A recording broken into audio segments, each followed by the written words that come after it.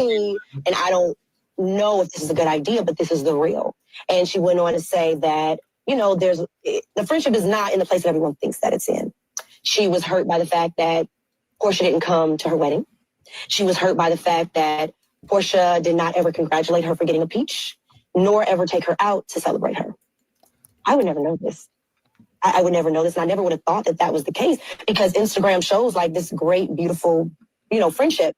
But there was a plethora of things that Shamia said that I feel like Shamia needs to vocalize, right? Because that's her story, that's her pain, that's her journey. But she had a lot to say about how she felt like Porsha was not a good friend to her, and that she has been a very loyal friend to Porsha. And we only encouraged her because myself, and I've always told Angela, I told Sonia, and how I've lived on this show is speak your truth and just be you. Mm-hmm. And that's all I can say. This is Porsha's show. She's the HBIC.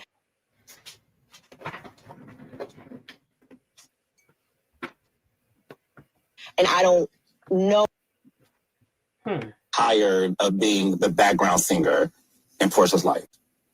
Yeah, I think that Shamia, first and foremost, is such a humble spirit. She is. Such a pure soul. I just love her. I just love. There was another whole clip. I thought there was another clip. This is Porsha's show. And did it freeze up? And so we encourage Shamia to do that. And I think with us now knowing this and Angela speaking to Porsha, it was bound to come out. We had a cocktail or two, and she felt vulnerable. And I feel like she felt comfortable, and she needed to get this out. And so she was like, I need us to pinky swear, because what I'm about to tell you, I need to feel like I'm in a safe space. So we pinky sweared. I'm like, what's wrong, you know? And she went on to tell us that she felt like, you know, she needed to be real and address the issues that she has in a friendship with Porsha. She went on to say how she didn't want to come across as though now she's got a peach and she's here and now she's going to tear down her friend who helped her to get on the show. She didn't want the fans to come for her in that way, to feel like she's ungrateful or a bad friend. So I can tell you she was considering the fans and the look of how it would come across. Do you think Shamia is just tired of... And that's all I can say. And so we encourage Shamia to do... Tired of being the background singer in Porsha's life. Yeah, I think that Shamia, first and foremost, is such a humble spirit. She is. Such a pure soul. I just love her. I just love who she is, and she's so dynamic, and she has so much energy, and she just seems like she puts on a happy front. Like, I'm gonna just be the life of the party. I'm gonna make everybody laugh, and she doesn't really get an opportunity to open up about who she is and how she's feeling, because she's never been in a position to. So the friend of the show, she became the friend in real life. The cheerleader on the court was the cheerleader that I think she was for a lot of people, you know, but particularly Porsha. So seeing her in this position, I felt like this was her opportunity to exhale and release. And I just felt for her, because I know what it feels like to be in a relationship, friendship, and you feel like you can't really speak your truth, but you want to clear the air so hopefully you guys can get to a better place. Tired of being the background singer in Porsha's life. All right, that was it. Porsha and Shamia have had face-to-face talk to her. Yeah, blind lady, I agree. That was a really good clip. Yeah, it was. I got a chance to watch most of the interview. It was a pretty good interview. Yeah, I gotta watch it. Did you get to watch any of Nene's stuff? I haven't watched that yet. I want to watch that full video with her and Tamar. I mean, that commercial with that big back Cadillac. The little babies. Them little babies. Baby, they had me on it. You mean big back Cadillac? And the babies, man. The babies. That thing had me dying. Mm-hmm. Yeah, I watched a lot of. I played a lot of this on my live where she was They were talking a lot about that. You know, he asked her, "Do you think that Ralph was gaslighting you?" She said, "Yeah." Mm-hmm. When they first initially met, she think he gaslit her. You know, she was pregnant and married within 8 months. Yeah, take over her businesses. Yeah, but right after that part, he went into Porsha and Shamia meeting up with Ralph too. And I didn't know how to feel about that, because I feel like if you put your hands in the fire, you can't expect not to get burnt. even though Dennis is not Porsha's husband, he got a baby with her. So they family either way, just like Ralph and Drew stuck together even after their divorce. It's something called family. It's called blood. It's called you're the parents, and you can't go anywhere unless you're just a deadbeat and you decide not to, right? Right. So you can't expect to go filming with somebody else and then don't want nobody to film with yours. But what I'm saying is that why is Ralph trying to take her down, like take every dime she got? Like he won't 40%. Be trying to do that. He shouldn't be trying to do that. He shouldn't be trying to do that. But I'm going to tell you something, and it's the truth. It's going to be no different from Mary J. Blige or any of those other women who allowed their husbands to manage them and get so much off of their income, and that becomes a part of their lifestyle. And then the law says they can have that money. They did not cover themselves. We got married sometimes blind us. And I feel like even if we walk into something and I got $50 in my bank account and you got $500, we need a prenup. Because you never know what could happen during marriage. You're right. But I just think, he got kids by her. She said he don't pay no child support. She take care of the kids and stuff like that. And she shut down one of those, the Juicadora business, and then she opened up a new one. Now he's saying he wants 40% from each one of those business. And even with any manager, there's no manager getting no 40% in no business. I think it's like 10 or 15%. That's what she's allowed. That's what she's allowed over the years. That's what I'm trying to tell you. So that's her fault. That was her agreement with him. She should have never set that up like that. I don't think she knew that he wasn't supposed to get 40% of management. Even if she didn't know, the court not gonna look at it that way. They might not make her continue to pay 40%, but it's against the law for you to go move money when you're in the middle of a divorce. That would be the attorney. I don't think Drew had a good attorney. I've been hoping that Drew would fire that attorney before they ended up Ralph trying to get the lady recused. Cool Cat said the difference was their full discussion was about Drew and her income and how their income. Listen to what I'm saying. Their conversation was totally wrong. Don't get me wrong. I said that from the beginning. Shamia and Porsha, and that's what I keep trying to tell y'all. Shamia and Porsha is one and the goddamn same. Ain't nothing different about them. You're not going to just hang around people that's that far off from you. I'm not anyway. I'm gonna find a reason not to hang out with your ass. If you just always over here in this lane and I'm all the way over here, why would I want to hang out with you? It just don't make sense to me for them to walk around all these years pretending to be best friends if they wasn't similar in, thought processes and all that stuff. Right. I think. Chocolate Drop said, Pinky swear. How old are these ladies? What y'all think about that Pinky swear? They childish. Don't nobody do that. I don't know. I be thinking about these ladies on these shows. They be acting like they're teenagers. These women don't act like they grown, sophisticated women to me. They just don't. They act childish. Like some of them act like they didn't have no childhood or teenage years, and they trying to relive it now that they're grown. That's what they give me. Yeah, once you do a pinky swear, it's because the people that you are talking to, you don't trust that they won't bring it back. And then Shamia seemed disappointed that they brought all of that information the way that they did back to Porsha. I think that was the point of the pinky swear, but I'm with Dr. T. I do think that is childish. Oh, I definitely think it's childish. Yeah, you're talking to new friends about someone that you said was an older friend. But Shamia said it was Porsha talking about it. Porsha was that it's Porsha's fault. Who said that, Drew or Shamia? Shamia said it is Porsha's fault for listening to these girls or taking it any kind of way. She shouldn't have got upset. If the girls came to Porsha, then Porsha should have went to her in private and talked about it. That's what she said in this upcoming episode, in my portion of the show that I'm going to talk about.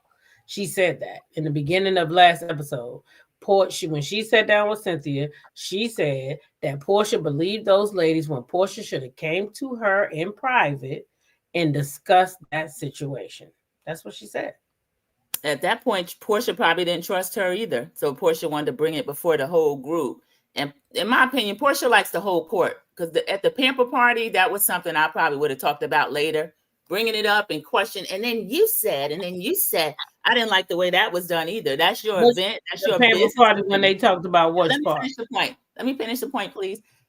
That's your business event. You're not going to get into this deep friendship conversation, then don't get into it. I didn't like the way she was pointing fingers at and questioning Shamia. I can understand Shamia thinking that, but she should have known at that point she didn't have Porsha as a true friend anymore, and Portia's not going to protect her feelings.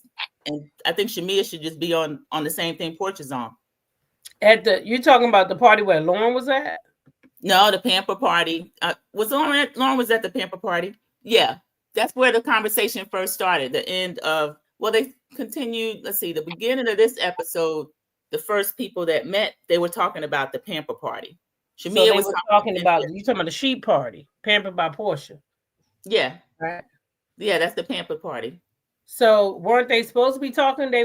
That's what the reason for Lauren being there was for them to have conversation. They were supposed to be talking about their feelings. Just so happened Angela made it a point to have Shamia and Porsha talk first. So that's what their goal was, to talk about their feelings. All of them were supposed as a group. I didn't expect the friendship to be on display in that form, and I don't think Shamia expected it either. What do you expect when you go to them and you talk about your friend and you say, I think she's a bad friend and I don't know how to bring it up, guys? She didn't say she's a bad friend. She gave examples of things that she felt Porsha had done to her, and the ladies interjected. Well, let me play Drew's words again, because Drew was very specific in saying bad friend. That Shamia thought Porsha was not a good friend to her. That's Drew's words. That's Drew's words on Portia's feelings. Well, Drew was with her, so I'm going to take Drew's words before I take my own. Drew was there. She said Shamia wanted to bring up that Porsha was not such a great friend to her. We could use the word not such a great friend, not bad friend. I think she brought up examples. I think Kelly brought up examples. Angela brought up examples. And then Shamia was wrong letting them do that. But I don't think she said Portia's a bad friend or here's why Portia's not. I'm going to believe Drew. Drew said that Shamia brought it up. And that's how it came up. That's fine. It's Drew's interview. Drew's going to give her side of it. But I believe Shamia. Yeah, I believe Drew. I don't think she have nothing to lose at this time.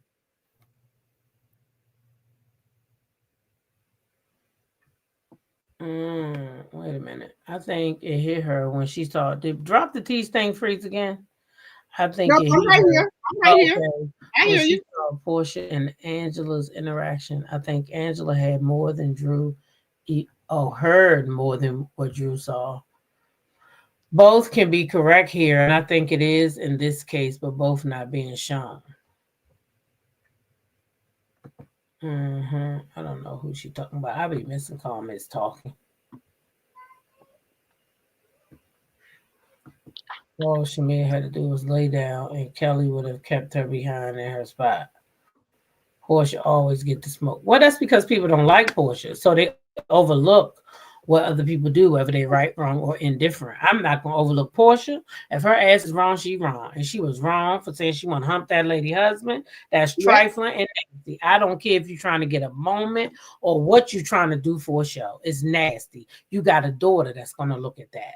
That is wrong. And you should not do that.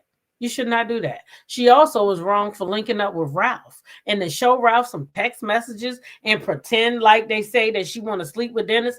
That is wrong. And I don't deal with her ass. She's wrong. Because I don't know what you'll do. If you get mad at me, I'm signing on all this. Because if you get mad at me, what would you do to me? So I look at all of that. No. Exactly. I enjoy my peace. So like I said, I don't need no friends like that because I can go out alone, eat alone, and everything else. So it don't bother me.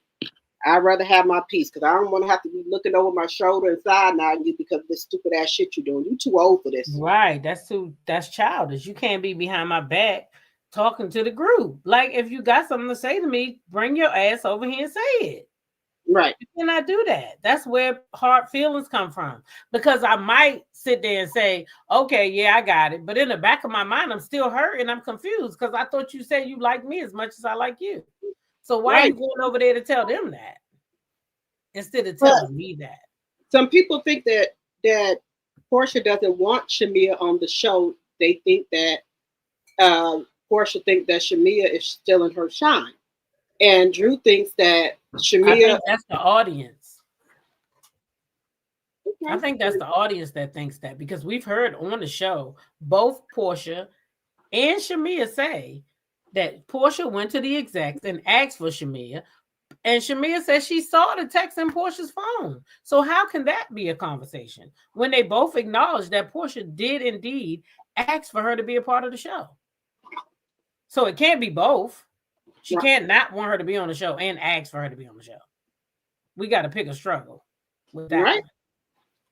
But Shamia said herself, Porsha asked at the pamper party. Yes, Porsha definitely asked for her to be on the show.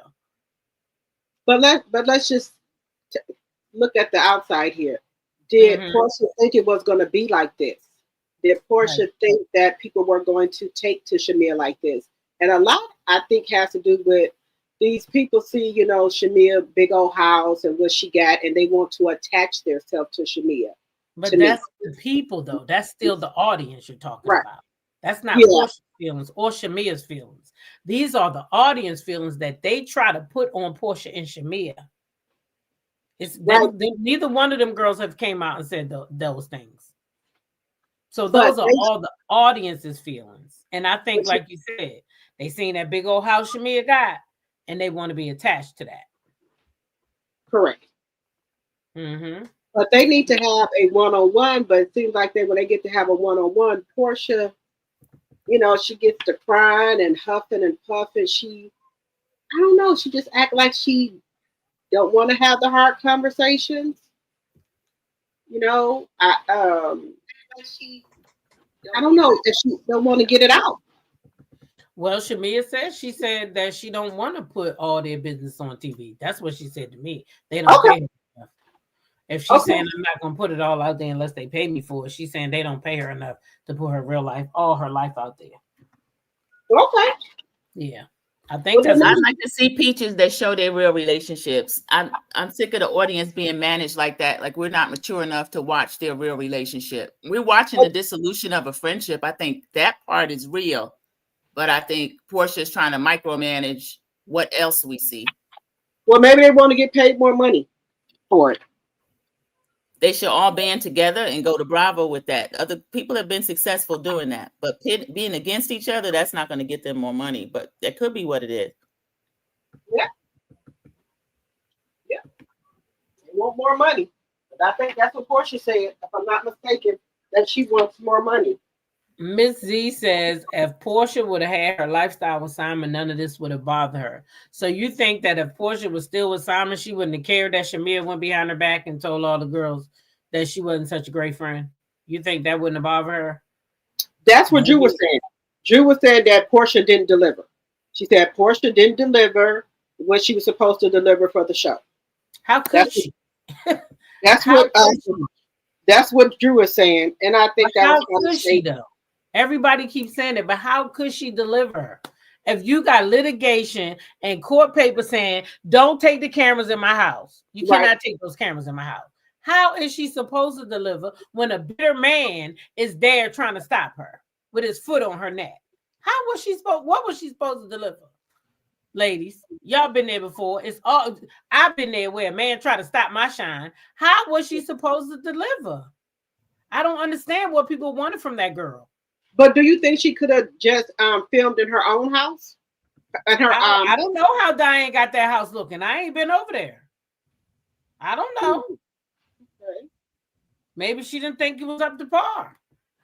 I don't know. Well, I would have. Well, she could have maybe leased the house or something. But it is what it is now. Tamika said, "Hello, ladies. You have to remember this was fresh after the riff with Simon too. I think Porsha was in a bad headspace." Okay. Let's be clear. Up until divorce, I know I saw the inside of Porsha and Simon's home. Their home was 7.5. Yeah, it was a nice home. Yeah. She films in there now, I believe, ain't she? Her and Dennis. Well, they were in Dennis was that? They was making hot dogs in there. Right. That girl said they were making hot dogs in there. Well, you know, not say that part. Not that. Not that. Now, see, I wasn't thinking about that, but they might have put that hot dog in that bun. No. I wasn't talking. Yeah, that stink booty out that day. Yeah, because she was jiggling around there, baby. What? She said she gonna make him remember what he missed. Porsha did not ask for her to be on the show. Candy did. Porsha put her on the list as her dream cast but her husband Candy worked with Network for it to. Well, that's not what they said. I'm only going by what they said on the show. I'm not going to make up nothing or take nothing away. Both of them said that she did, so that's what I got to stick with. Hey, Sassy TV. Drew, is you up here now? Huh? Oh, let me do my stream. Okay. Hey, Sassy. Hey, y'all. How y'all doing? Oh, we live. Yeah. Okay. Hold on for a minute. Well, Teresa, I believe her because this is what I always thought. I always thought that Shamia started the conversation. I never thought those girls brought that up. What reason would they have to bring that up? A 10-year-old wedding, be for real. Why would them girls drag that up? Porsha had no idea her life was going to fall apart, right, for public consumption. I'm sure none of them ladies did. Porsha YouTube videos are good. I think so. I got to catch up on hers too. It wouldn't have bothered her as much. It's just an unfortunate turn of events for Porsha. Yeah, it is. She'll bounce back. She'll be fine. Maybe they'll bring Nene back next year and then she can spar with her ass. How about that? What y'all think about that? Drop the T. And what y'all think about Nene coming back? They talk about Nene coming back. Let me play this little video. She need to come back. She need to come back. All of his little conspiracy. I don't do the conspiracies as much. That's too much thinking. And to be wrong. The green screen of Cynthia saying Porsha and Shamia's friendship reminded her of the one she shared with Nene. And I said, yo. They're trying to get the girl. They're trying to get her back. It's too many lead ups. Wow. Remember, this is the same show that deliberately took her out of the intro she had been in. They went, they found the hard drive, found the file, and took her out. Ain't that silly? Ain't that silly? I do feel like they want to bring Nene back. One, she hosted the red carpet for the big NBC, what was it? E News Network red carpet that she did. That recently, yeah. Yeah, and that was put on by NBC Universal, which is the parent company to all of those networks, E, Bravo, and so forth and so on. She not only hosted a red carpet, they flashed back to her last week in last week's episode. This week's episode, they cut to Cynthia's green screen of her saying, "This friendship reminds me so much of mine with Nene." That was a deliberate inclusion. They deliberately put that in there. I think I have officially sipped the juice, and I am on the conspiracy that Nene Leakes is on her way back to Housewives of Atlanta. This reminds me of the type of lead up they did season 11 when Kenya wasn't there. And I felt like they kept trying to find opportunities to flash back to Kenya or to cut to Cynthia saying Kenya or Candy talking to Cynthia about Kenya, or there was a mention of Kenya. They kept bringing up Kenya, which to me felt like they were going to bring her back next season. And lo and behold, they did. Now, Ms. Z, when I see you saying that they allowed Nene on camera, the ice is thawing, baby, then I believe the ice is thawing. Because you've been my hard one. You've been like, Nene ain't coming back. They ain't letting Nene back. Baby, the ice is thawing, okay? What y'all think? Yeah, I think Network's looking at those numbers. Network's looking at the numbers, and the people that they have there are a true ensemble. They don't have one queen bee in the bunch. Not one. Not one. Yep. Not one. I agree. Yep. Porsha is just like the rest of this season. Right, Ms. Z, ha ha ha. Because I'm like, you be like, Nene ain't coming back. Nope, they're not gonna let Nene Nene come back. Did you hear what she said to that man? Yeah, I never say never. Well, it's network. The people network have was making heard. numbers. There been Yeah, people have said worse. Yeah, Let me Andy tell you gonna have to something. feel how People- he feel. Them Andy's people just gonna get have to tired suck of it up. putting this money into the show when them numbers ain't coming through. Watch Now, when Nene one go back queen. next season. What happened? Them Yeah, it's numbers not up gonna to shoot Andy. through the roof. They're saying And they look, and they're gonna be they looking at her interviews and the numbers on that. Yeah. And, oh, come on now. They like come on that back. over there. What 400,000, $500,000? They like to have that over there on Real Housewives. Real Housewives, there's no reason them to be under $1 million. Even though you got 4 new peaches, there's no reason for the numbers to be down in the dumps like they are. But I understand it because we give an episode. Oh, it's a 5. I give it a 6. I think we had an 8 or 9 1 week. But one week we had a 9. 1 week. Yeah, and that's when we're used to Roja being a 9 every 10 every week. And they can do better. They should do that. Yeah, the lowest I ever seen Roja maybe been an 8. You know, let me that's tell you something. because If Nene come back, that show gonna skyrocket. Because let me tell you something. what you say? Porsha gonna have to deal with Nene. She gonna have to face Nene about that damn Upshaw bullshit. Upshaw bullshit. That Upshaw stuff. Yeah, she gonna have to face Nene. What she did to Nene the on only that way network. that they won't talk about that. Now, if she come back and they don't talk about that, then Bravo had a hand in her doing that. If they come back and they don't touch it, then Bravo made Porsha leave the Upshaws. That's the way I see it. But if Nene come back and be like, I want to know why you did that, then hey, Bravo might not have had nothing to do with it. Because she didn't want Nene coming back being the HBC, BIC in charge. But she would have. She can't stop that. She would have. She can't stop because Porsha don't have it. She just don't. No. Just like they try to stop males, glow. They ain't got it. They can't do it. Yeah. Where that show at? Where that show at? Where that show at? How they say in it? the trash. Hold pow, on. pow. Where that show at? They in the trash. They here. Where that show at?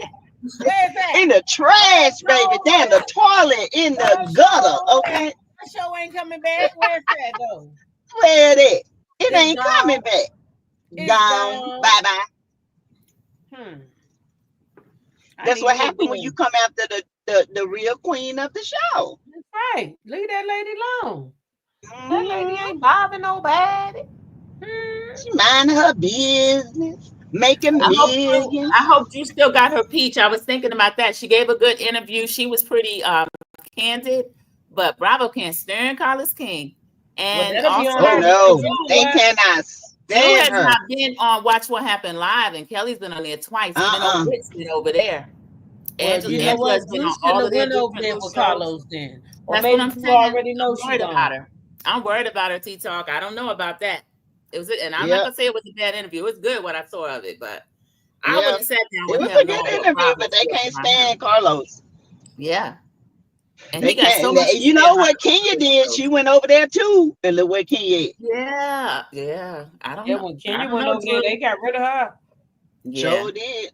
First little thing they did, they said bye-bye. Bye-bye. I'm not bothered. I didn't realize it said that. She said someone said it's coming back in June. You just said where that show at, but it still says canceled on Google. It's not coming back. Yeah, I wouldn't be coming back. But what I heard, they're gonna have to revamp the whole show. That's what I heard. 84, show me where I can find the announcement. Excuse me.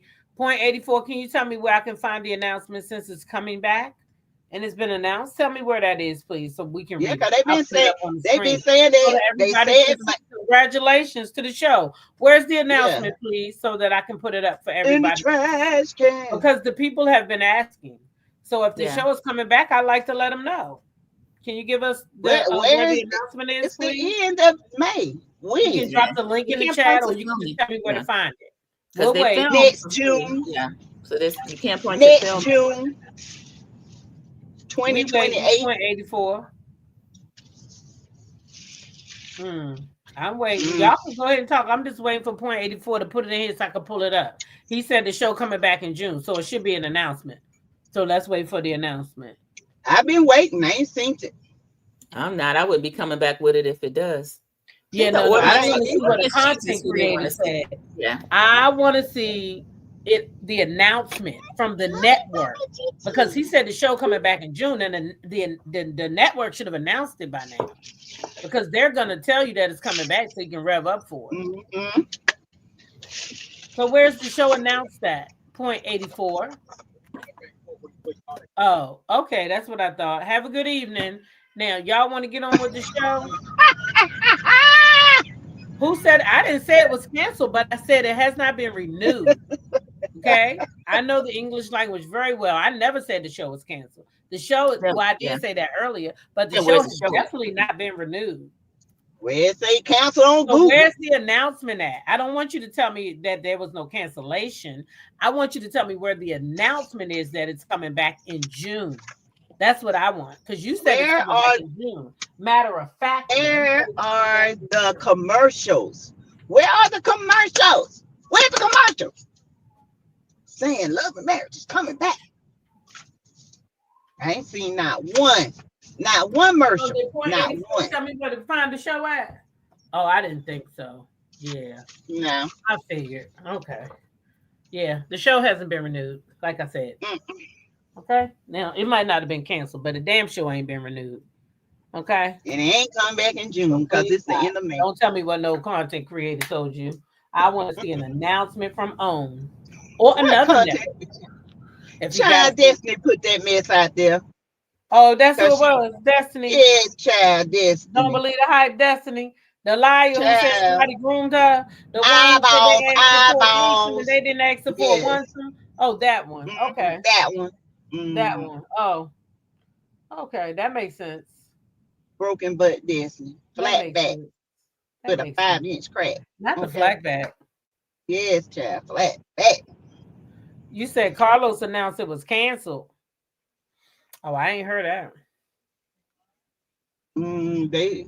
Somebody said Carlos did say something about I was reading something on TikTok. BKNY said it has not been renewed. That's what I said. However, it has not been canceled. Exactly. I have not seen the cancellation, but it has not been renewed. Okay? Yeah, I haven't heard anything either. No, nobody heard anything. Now, I just seen Kimmy put a new thing up there for breast cancer that OWN is helping her with. They should help with that. Yeah. She worked for them for a long time. And she was employed by them when she got it. Well, maybe not them, though, because allegedly they were employed by Carlos. Carlos announced what, Purple Queen? That the show was coming back? That's not an announcement to me. He doesn't have a network. He has a production company. I need a network to tell me that the show is coming on their network. I ain't seen not one. Right? If I could get that, producing, I might believe it, but not from him. No, he's been shopping that show around and nobody's picking it up. No, he's not. Not without mail. Yeah, I don't think nobody's picking the show up at all. Right. Well, anyway, let us pick up this week's episode so we can get this thing done. All right. Y'all ready? We ready. You ready? Right, so we'll get started. And I'll lead the way this week. Roa, we are opening it up with Cynthia, of course. We are coming off of the Pampered by Porsha party. And we know that at the end of last week, Drew and Porsha fell out about not Drew. Shamia and Porsha fell out about their friendship last week. So now we coming back off of that. Okay. So Cynthia's waiting for Shamia to show up. She gets herself a martini. Then Shamia comes on in. Now Shamia got on some dark glasses, like she going to a funeral, like she's so devastated. Anyway, where's my notes at? Wait a minute. I'm sorry, y'all. I'm starting too fast because Angela and Charles start first. Okay, so they sit down, but we already talked about that. So I feel like, we already talked about that. But y'all remember we talked about that scene. Angela and Charles went to lunch. Angela and Charles were having banter about some guy and who he played for, and they were going back and forth. And then, of course, Angela said, oh, this is our love language. And Charles was like, no, it's not. And she was like, Charles, I'm giving you an out. You need to know when I'm giving you an out and you need to take it. And he was like, I don't need no motherfucking out. So he was like, I don't need that. I ain't asked for it. I don't want it. Okay. So he let her know off the top, don't play with me on here. I'm going to be myself and you better get with it. So she says, give me a kiss. And he's like, kiss for what? Why I need to give you a kiss? And she's like, cause that what? So he gave her the kiss anyway, reluctantly, because his ass didn't want to give her the kiss. And matter of fact, why was y'all sitting so far apart? Y'all were sitting far apart. But anyway, I digress. They were sitting far apart, but they were still together. And a lot of the ladies don't even have their husband on here, okay? Then the producers asked Charles, y'all, did he love Angela? And he was like, next question. Oh, he didn't want to answer that question. Now, I found that a little odd. Like, why don't you want to answer whether you love your wife or not? She tells him, well, come on now, Charles. You know, she's trying to make sure that the people know that you love me. He was like, the people. And she's like, no, don't say that. I didn't say that. This the producer. Like, don't put that in my mouth. That's not what I said. I was just asking a question. Anyway, then they talk about her sister and her mother and how the sister didn't want the daughter to use the car that she paid for while living in the house that she also paid for.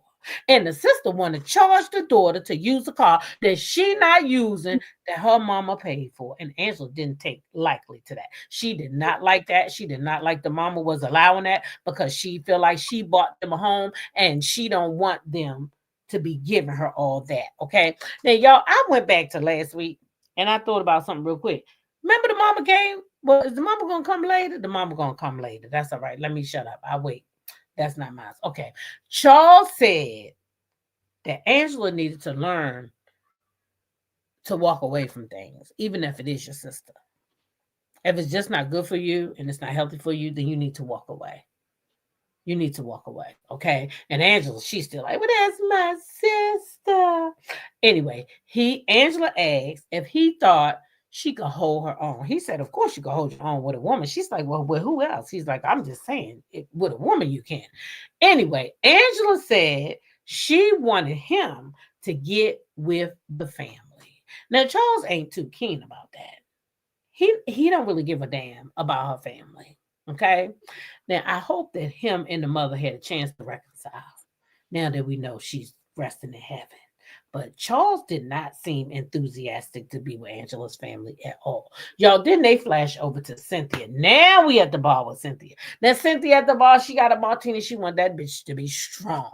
Because she's like, now I got to deal with this bullshit. Because Cynthia already know the truth, right? But anyway, Shamia come in there, you know, and she got her glasses on like it's a funeral. And she's, you know, I didn't get any sleep last night. I'm so devastated about this mess that I've caused. No, let me stop. She didn't say that. Anyway, Shamia comes in with her shades on, acting like she's falling apart, okay? She says she didn't get any sleep last night. Then she shares a text about feeling sadness right before she was going over there to see Porsha. She texted her mom and said, all of a sudden, I just feel this sadness come over me. That was very convenient. So you would have that after. Okay, but anyway, let me keep on. She feels Porsha should have talked to her in private. I went too fast. Cynthia said, what is going on anyway? So Shamia tells her that Porsha has her so disheartened because the girls came back and told Porsha what she said. And instead of Porsha coming to her in private, she's decided to bring it to the group. And she's just disheartened because Porsha should not have brought that to the group after the group brought it to her. But okay, let's keep going. Okay. Let's see. Cynthia said, now, did the girls bring it back the way you said it, or did they bring it back a different way? Because Cynthia's believing that the girls brought it back the way you said it. But at any rate, Shamia proceeds to tell her that the conversation she had with the girls got taken back in a weird way. Not the way she said it. Okay? They flash back to Porsha at the party. Anyway, they go on, and Shamia's complaining about how Porsha is not a good friend to her, and the girls just kept asking her about it. And that's it. And that's all. Let me make sure I didn't forget anything because we talked about all this. Shamia brings up, she did bring up the parents. Okay. And I think that's what happened today. Once you bring parents into it and you start talking about the family members, then people start going to dig up stuff on them. So now we got stuff out about Shamia's mama today and Porsha's mama. And it's all ugly. Anyway, they ended by laughing it off. Shamia tells Cynthia how much joy Porsha brings her. Then she tells Cynthia that she might be on the market to be her best friend soon because, maybe her and Porsha won't make up. But anyway, Sandra P., how do you feel? Because you're not after me, right? Just drop it. Right? Is Sandra P. here? I'm sorry. I was on mute. I apologize. All right, thank you. I like the opening scene. Of course, I like that they start with Charles and Angela. I think she looked really pretty in her red. I loved him in his burgundy. Again, that banter is something the audience is just going to have to get used to. Angela is still doing she knows all her angles and that picture perfect. But trying to kiss and all that on screen, that she's still not going to look good doing that because we know Charles actually doesn't like it. But I found a lot of it funny. And I like their conversation. I don't like the way they engage. Production asking him if he loved her, and he was like, "No." That was kind of embarrassing. But she knows that he don't do that, so I don't know why she keep playing with him like that on screen. Even if they play like that behind the screen, don't do that to him on screen. Yeah, Cynthia and Shamia, I thought it was good conversation. I like how Cynthia manages to be able to go to each and every woman in the group and kind of get their side of it. She's a true friend of the show. She's doing a really good job with that, and she looked really pretty. Both of them look really pretty. And I like the scene. What they were talking about, I think Shamia is already trying to manage, she showed up upset, said she couldn't sleep. Now she does have a habit of pulling out that phone and showing the person, this is the text I sent my mom. I'm very leery of sending texts, a lot of texts, personal texts and things like that to certain people because I just don't find that to be something that you should do. But we saw her do it on screen that she showed Cynthia. I sent my mom and she prayed for me. So she walked into the party knowing that there was going to be some issue with her and Porsha. I do think that she is really upset. I like how Cynthia handled her. Cynthia is not really, she didn't take a side. She just tried to hear Shamia and then she spoke for Porsha as well. So I thought it was a good scene. I liked it. Sassy. Well, Charles ain't the one, the two, or the three. Okay, he ain't trying to be this life on TV faking the funk. It ain't in his blood. It ain't gonna happen. Angela is not gonna break that man. That man is stern, and she don't mess around and have a divorce on her hands. She keep on, cause he ain't for the it. Okay. He ain't for it. You think he's doing divorce? I feel like they already ain't living together. But I feel like that she lives in the house to film. I don't think they live together. They the way they interact, it's just not. Even if you had a little love, you're gonna sit a little closer to the person. You ain't gonna sit clear across the room. I mean, it's just weird to me. Okay, it's weird. I feel like she in it for the notoriety and the money. That's it. That's all. So I like, Cynthia. I agree with Sandra P. Cynthia is navigating the friendship very well. She's old school. She know how to do it. Cynthia, to me, when she was better like this than she was like as a peach holder. She's more interesting like this. It's like she get the information. She kind of put her, her analogy on it and give it to people, and and she's not judging anybody. She's taking it, and I know everybody want to be for Porsha, and Porsha ain't said nothing and this and that, but I have to validate Shamia's feelings too because they are genuine. I think they are genuine because of some other stuff that's going on.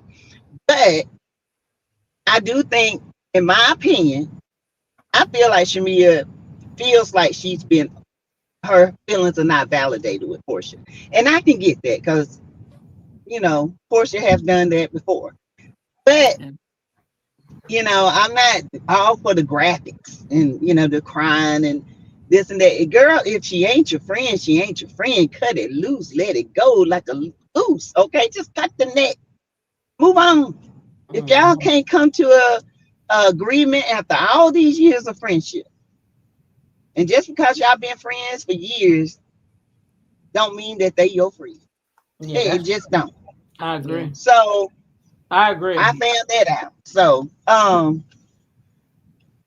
it's, I don't know. I feel like the friendship is strained because of the run back. Now, Angela, she gonna take that bone. So Shamia, you tell Angela anything, Angela gonna take that bone and she trying to keep her peach. She $2 million in the hole.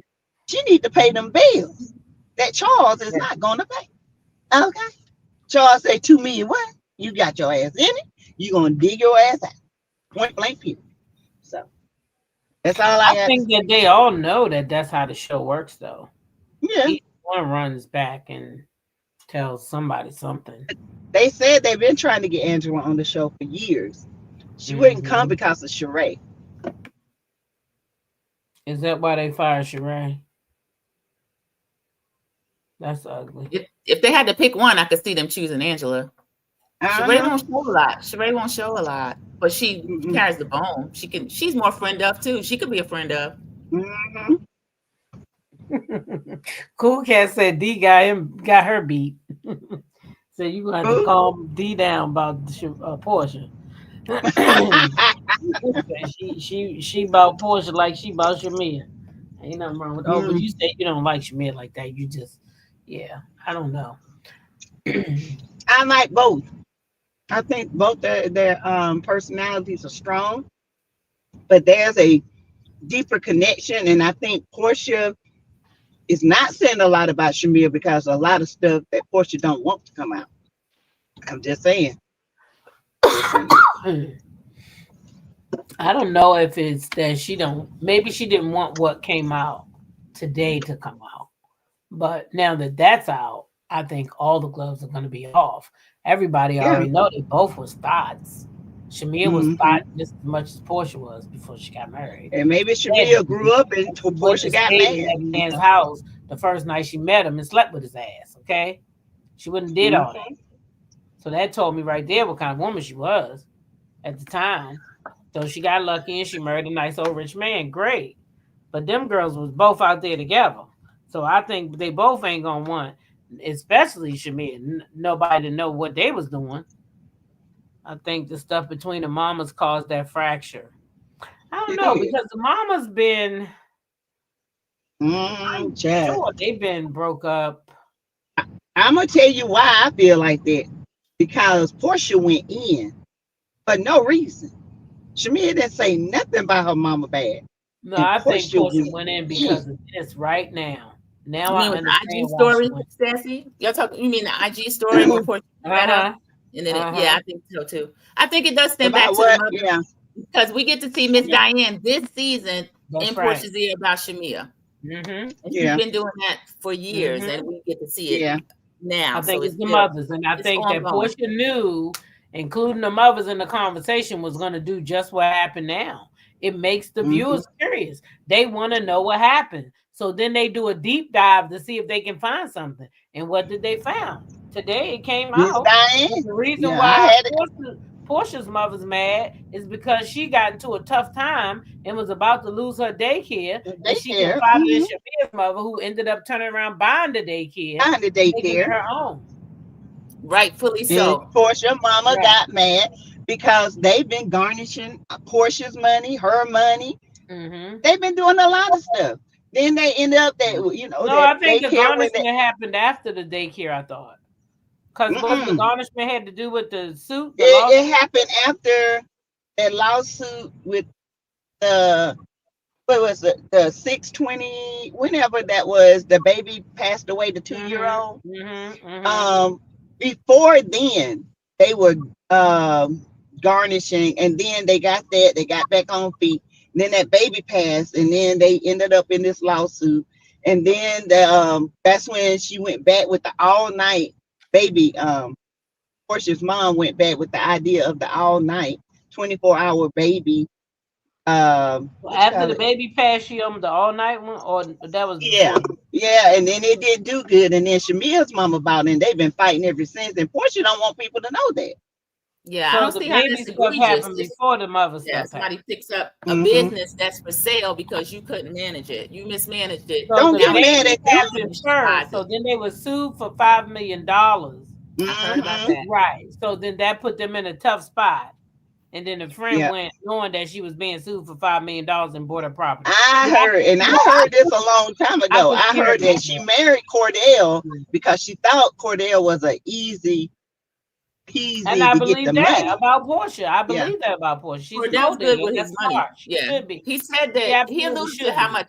Yeah, he alluded to how much he was helping her, and allegedly it was involved in helping make payroll. Her mama, the ducks were in a row. Yeah.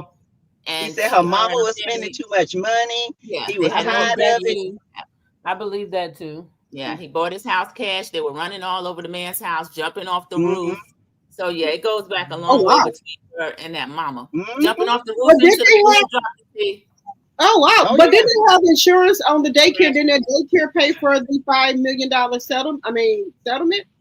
Oh, I don't know who paid for it because I didn't. Can or not? It depends on if somebody's at fault. Yeah, insurance can. Because the little boy was left in the he was left in the bank. That's what I'm saying. I just did something on my channel about that.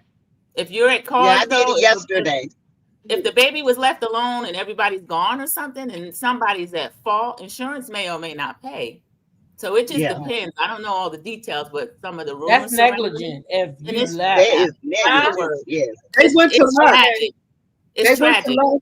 Allegedly and left the baby. Allegedly and left the baby in there. Right. So that would be negligent. Yeah, that's tragic. Insurance would be responsible for that. Yeah. So that would get mad at somebody about that. Portion of them income was being garnished because they owed those people that money. All that money. So, yeah. I could see and then they had other loans and stuff too. Right. So then I could see them going in default and all that bad stuff happening. With Apex, I'm not bothered to see why Miss Diane would be upset. I'm not bothered's comment. I'm not bothered is has a comment related to what we were talking about. I wonder if that is what Simple Simon was going to expose. Oh, I don't know. Probably. Because Porsha threatened him too about Portia's mother would be mad. Don't start threatening my mama. Yeah, she didn't want her mama. It's a lot of stuff. Now, from my little small circle, from my Porsha mama been doing this from the R. Kelly stuff, sending her out ever since, video vixens, and I feel like this. I feel like Shamia was fighting with her. We don't. But she admitted that she was there with R. Kelly. I don't know nothing about that. Yeah, I'm just saying allegedly and all that. I never heard that before. Yeah, she got a book about it. Yeah, and I feel like Shamia and Porsha both was doing similar stuff. Maybe Shamia got married and grew up, and then Porsha, she wanted to grow up, but she's choosing these men out of necessity and not out of love. Right.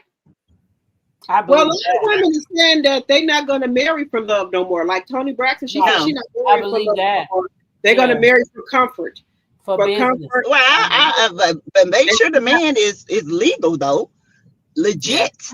Yeah, they said a lot of women have said they're not going to marry for love no more. They marry for comfort. Well, I know if I get divorced, that's what I'm doing. I'm not marrying for no love. Not me. I don't know. I feel bad for Portia's mom right now. I feel bad for Shamia's mom because neither one of them really signed up to be full throttle housewives to have all their business plastered all over the internet. So I'm sure both of them are not comfortable right now because they both. Well, I mean, all this stuff is going to come up. It's going to come up. But what happened? I bet you they both. You say what? Why haven't it been came up? Why haven't it been came up? You know how they get into it on, the housewives and, they go for the gutter. Why nobody haven't been brung this up about I had heard something about it years ago, but it never did register. I didn't pay it no attention. But I had heard about this, and then somebody, and I said, I remember hearing about it, but it just didn't make, you know what I'm saying? Back then, Nene was making it, and I care less about Porsha and all that stuff. I was into Nene and Nene squashing them and all that. So it just didn't, I didn't care about it then. But now, see, the mothers is causing this rift with their, you know, animosity. I mean, it's Diane. Well, we can't really say they started it, though. Well, I'm just saying, I feel like they're going to take their mom's, you know, side. Oh, well, they're going to take their daughter's side. That's normal. I would do that for my daughter. But Shamia started this on the show with the group. Yeah. Shamia did that. Because Shamia went to the girls talking about Porsha and all the things Drew and Angela did and how she felt and blah, blah, blah. And then they went back and told Porsha. So that started the whole train moving. Angela went back and told Porsha. Yeah, but Angela had nothing to tell her if Shamia didn't tell her. I know. I'm just saying, because Drew said she wasn't going to say nothing. Angela said, I don't know this bitch. She went and told Porsha. I'm just saying, that's where it was. I don't know you. Yeah. So I'd rather be in with Porsha than I will be in with you, because Porsha is who they loving on the show, and I'm gonna be in with Porsha, so I'm going to tell your shit. Yeah, Angela's told stuff on both of them, and Angela moving them around like pieces on the chessboard. That keeps boy, she gets. Yeah, now we're gonna learn more about her and her stuff if she come back for another season. Yeah. But right now, she's able to get them to talk about each other. Mm-hmm. Mm-hmm. She doing a good job too, boy. Yeah, she's managing it. So, you know, wait a minute. Porsha put this out there intentionally for a sympathy story, and because she had no story, she plotted that. Huh? Are you talking about the post that she made? The post and delete? Well, she definitely tried to, the mama. She tried to stick her fans on Shamia and turn the narrative against Shamia. Definitely, because I see it changing. Who said shut up? What happened? What did you say, Sassy? I mean, Sandra P. I think that Porsha is definitely giving enough breadcrumbs to stick her fans on Shamia and kind of change the narrative against Shamia. I see it happening in real time. Wait, which narrative? That Shamia, because she's not saying nothing. She's not talking about nothing, and she's always been jealous of Porsha. And you know, Portia's going through this hard time, and Shamia's I don't recall no fans saying that Shamia is jealous of Porsha. So I don't think nobody's going with that. I see that almost. I see that up in every comment section. I see that. Yeah, I don't see that. I see Porsha is jealous of Shamia. I see that a lot. But I think people are starting to see now that Shamia started all this for a storyline. But I don't think that. At least I know I'm not saying that Shamia is jealous of Porsha. I don't see either one of those girls being jealous. I think they both calculating and manipulative as shit, and that's why they both got along so good. Yeah. Yeah. They are very, because y'all, you know, when Porsha said, if I can just see Simon and talk to him face to face, she know how to manipulate. She know what she gonna do. She thinks she's gonna shake that butt at him, but the way he was talking, he sounded like he don't want it no more. He had already replaced her in Dubai. She was mad about that. Child, if Porsha was a stripper, so what? Nene was a stripper. Cardi B was a stripper. A stripper. No, there's a lot of strippers out here, so just because Dom was a stripper. In Atlanta, that's not really in Atlanta, that's was a stripper. And people still living their good life. Them strippers. Listen, them strippers make more money than I do. Yeah, nobody ain't tripping off. Some of them, they drive better cars, make more money. Isn't changing. The tide isn't changing about Shamia because of Porsha. It's because people are seeing Shamia for who she is. Let's see. Porsha was never. I never heard that either. I never heard that. I never heard that either. No, I ain't never heard Porsha was a stripper. That's what I know. She like to shake it up. Yeah, if she was, so what? In Atlanta, she's the granddaughter of Hosea Williams. There's certain Porsha has a pedigree that a lot of people don't recognize, but it is there. Now, Miss Diane, I'm not going to give that to her. I don't know what the relationship was with the son, Hosea Feed the Hungry son. I don't know. I heard different things about it, but Porsha definitely is legacy in Atlanta. I don't see her stripping. I hadn't heard that. Yeah, BK I and definitely YC ain't never heard that, Sandra P. I ain't never heard that. Kind of dropped Anyway, drop the T. What's happening? She's still there. She froze. Maybe on mute. Because I'll go on mute in a minute and forget. Okay. All right. So we see a clip of Shamia and Porsha at the restaurant. Then we see a clip of Kelly. She at her restaurant. Then we go into the scene where Porsha, Cynthia, and Angela, they meet for bowling. So the girls get together, and Cynthia makes a joke about Porsha's butt. She was talking about how big Porsha's butt is, and then Cynthia just starts talking about how big Porsha's butt is. Porsha has a nice shape to me. Porsha said her butt is not a BBL. Okay, she said that it's grown cornbread and greens. Okay, but we're gonna go with that. Porsha said that's how her butt was made. She does not have a BBL because she has the tummy tuck, and also she got her breast down, but no BBL. So I'm just gonna go with that. Okay, because I don't know. Let me know if y'all know in the chat. Okay, so they get to talking and things like that. And then Porsha in confessional says she has a headache. But then they go into Porsha starts telling Angela and Cynthia that when she leaves and stuff now, PJ is kind of clinging to her like, where you going, when you gonna come back, and things like that. So she's not taking well to the divorce. Not the divorce. Well to them not being in the house with Simon and I guess the other kids. And then she's asking for Papa, which is Simon. I guess she called him Papa. And she's also saying that Porsha saying that she tried to text Simon and Simon left them on red. He didn't try to reply back or anything. And she feeling like Polaris is feeling a little sad and things about that. Now, I would say that if Simon doesn't want to talk to Porsha, that's fine.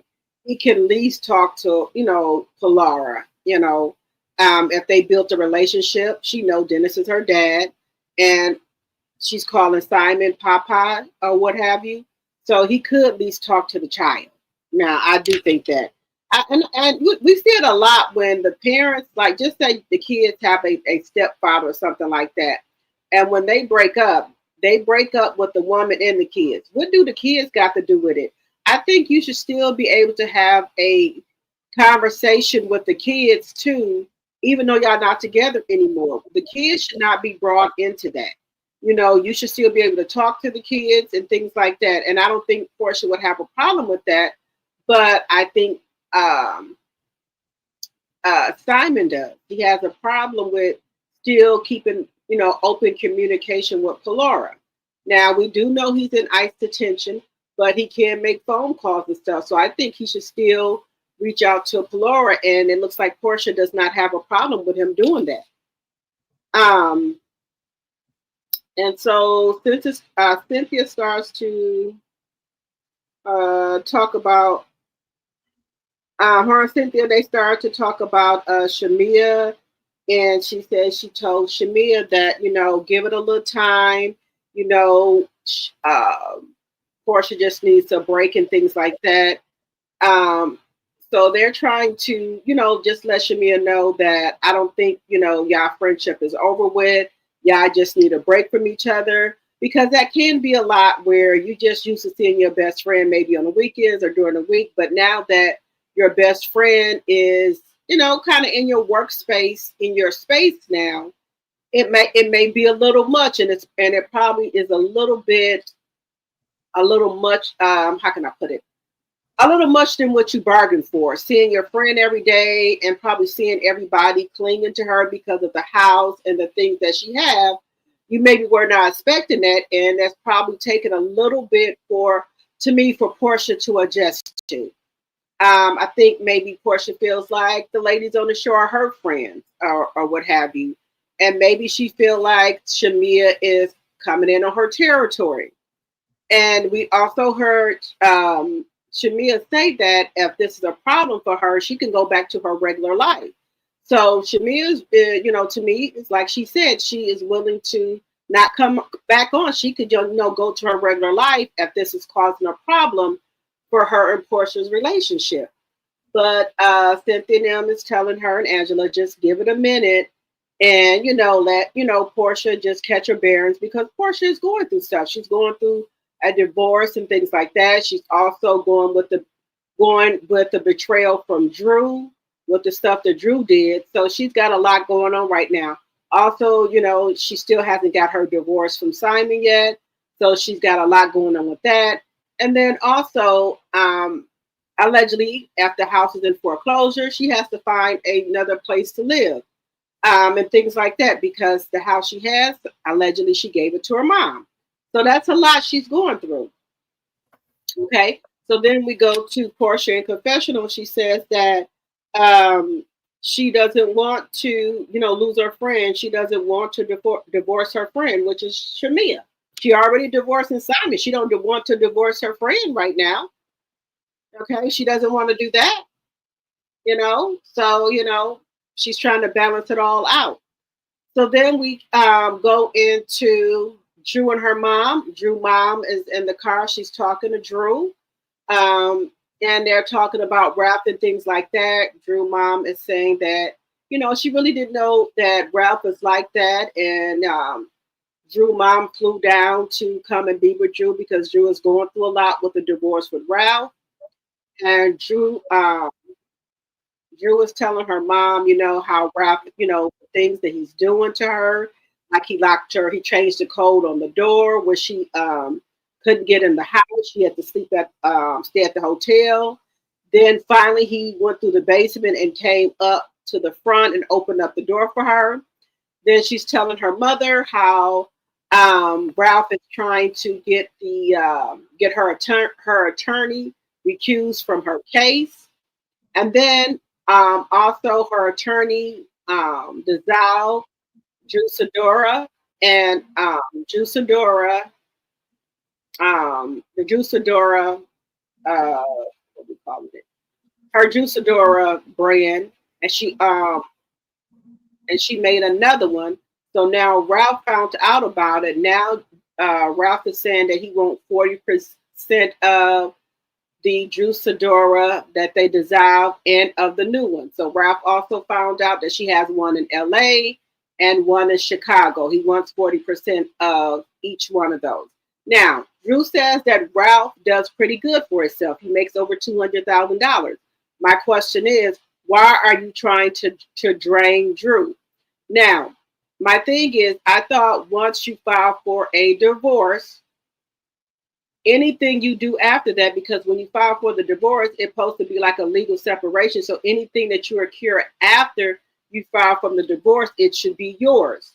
Just like anything just like any bills you occur after when you file for the divorce and y'all in a legal separation, but y'all not quite divorced yet, but y'all in a legal separation, that's on you. Whatever you occur when y'all go ahead down there to file for divorce, and from my understanding, y'all are legally separated right now. Y'all just haven't got the divorce. So anything that you do after that, that's yours, and whatever he do after that, that's his. So just say, for instance, you win the lottery. From my understanding here in Wisconsin, you are not entitled to that, because once we go to this divorce, we're going to get a legal separation right now. So if I win the lottery, just say anything after that point, that's mine. Any bills that are occur after we got this legal separation, that's mine. That's how Wisconsin works, but I don't know how other states work.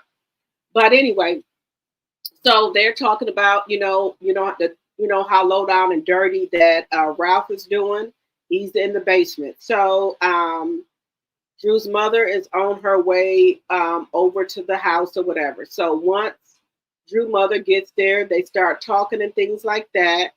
And she starts telling Drew, like, why is, Ralph in the basement and things like that? Why is Ralph not, have not left? She said, because you're confusing the kids. And then Drew starts to say that her kids do their gymnastics and things like that in the house. her mother said, well, y'all kids are different. Y'all didn't do, gymnastics and things like that in the house. Then Drew mother goes on to say that the kids are different. They don't listen and things like that. And then Drew mother says, now, there's a problem when I tell the kids to do something and they don't want to listen. There's a problem. She said, your kids are, kind of getting out of control, and they've been affected by this, this divorce. And she's telling Drew that, she needs to do something about this. Drew starts crying. She needs to take a minute. She walks out, goes into the dining room. She takes a minute. She comes back in. Her mother says she didn't mean to make her cry, but, she needs to tell her that, that the kids are getting out of control because the kids don't know, really what's going on. Why is their dad in the basement? They upstairs, and it's not helping the kids one way or the other. And, she's trying to tell Drew that. And, and Drew was like, I didn't know that, this was affecting my kids. And, then Drew's mother says, I didn't mean to make you cry, but it is what it is, that the kids are out of control. So, what do you think about that, Teatalk?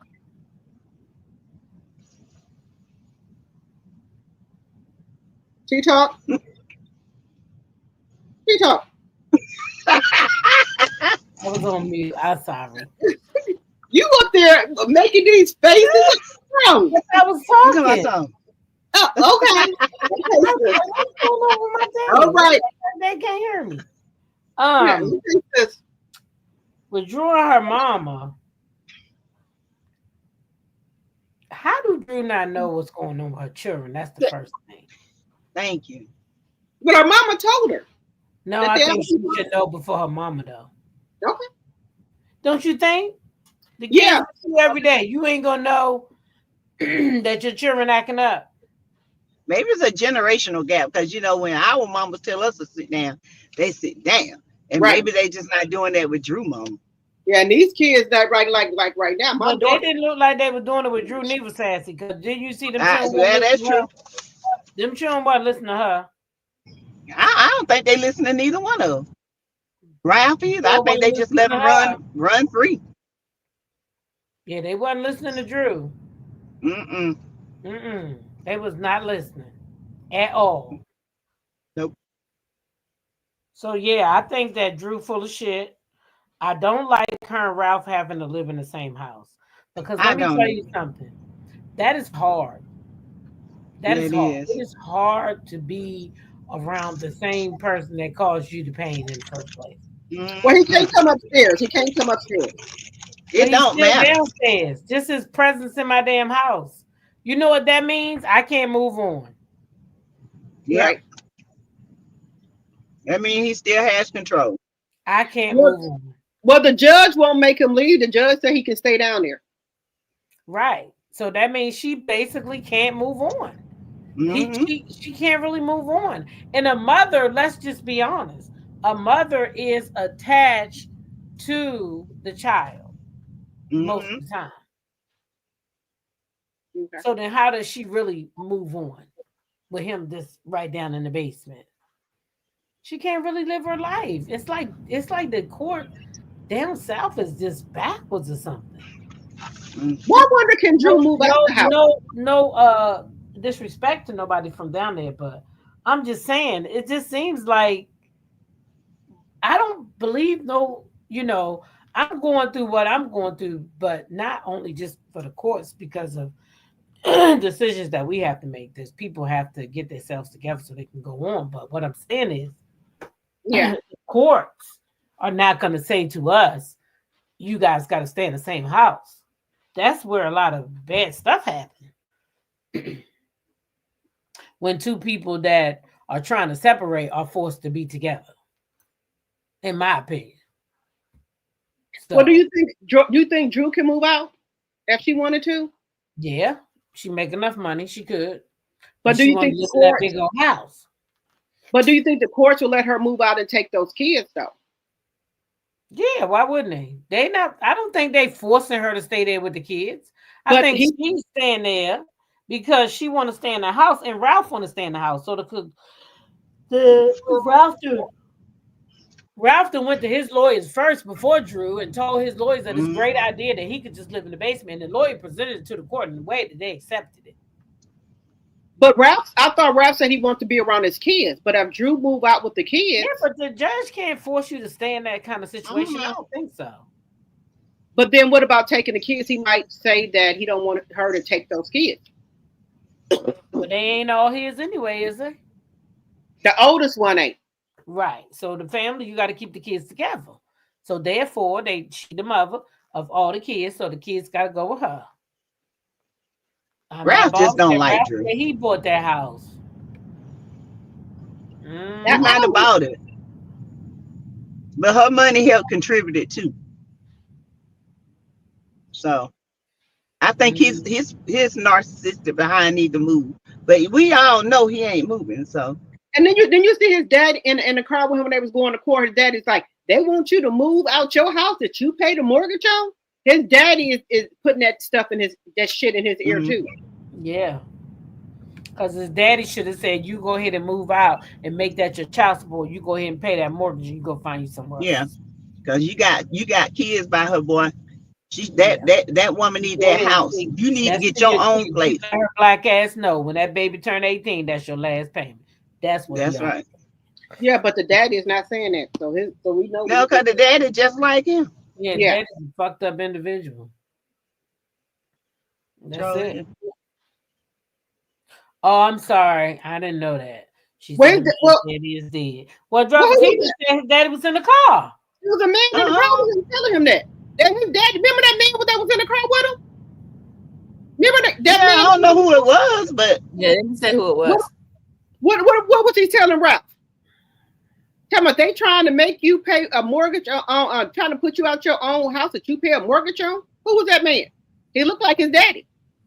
It called marriage and it's called divorce. And unfortunately, that's what happens in marriage, and then that's what happened in divorce. Did y'all remember the older man that was in the car with him? Do y'all remember that older man that was in the car with Ralph when they was going to court? I don't know if it's his dad, uncle, or who it was. I don't know. They never said. I just heard them say it. Yeah. Uh-oh. I see somebody yawning. Look at her eyes. Look at her eyes. Chinese, honey. Chinese. Sandman trying to take me out. You can beat him, boo. You can beat him. You said if a woman chooses to be free, just move on. Drew is going to lose everything. I wouldn't pay her child support either. Oh, but he got to pay child support. He got baby by her. He got baby by her. That girl worked hard on her music. She deserves her money. He don't deserve all that. That she worked hard, regardless of what we don't like about Drew. And I forgot that Drop the T had talked about Porsha and Simon and PJ. This is what I want to say. PJ ain't been around that man long enough that she need to fall out, cry, die. She got a whole daddy that loved the shit out of her. Call her daddy up and tell her some bitch, listen, she over here trying to go through something over there, and he need to come get his daughter. Because I don't know what Porsha thinks she talking about PJ crying for Papa. She got a whole daddy. No, Teatalk. No. Tell when Pilar get to acting like that, tell Dennis to come out the kitchen and get his daughter and spend some time. But there you go. Instead of cooking them hot dogs. Tell Dennis because Dennis is over there at the house. Allegedly. Tell Dennis to turn them hot dogs down because Dennis is sure enough hiding his hot dog in a bun right over there in Simon's house. Right over there. All up in that man's house, okay? Dennis paying that mortgage.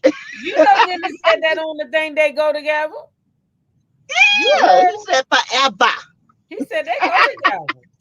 Oh, Dennis said they go together. Dennis said they go and he kissed her.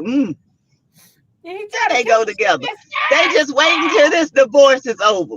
She said, stop until that camera go off. And when that divorce is over, like Sassy said, then all of a sudden they're going to be rekindled. Yep. Oh, we realize. And she might be, we're going to have a baby. Pilar's going to have a brother. We realize. that we still love that each we other. love each other. Mm.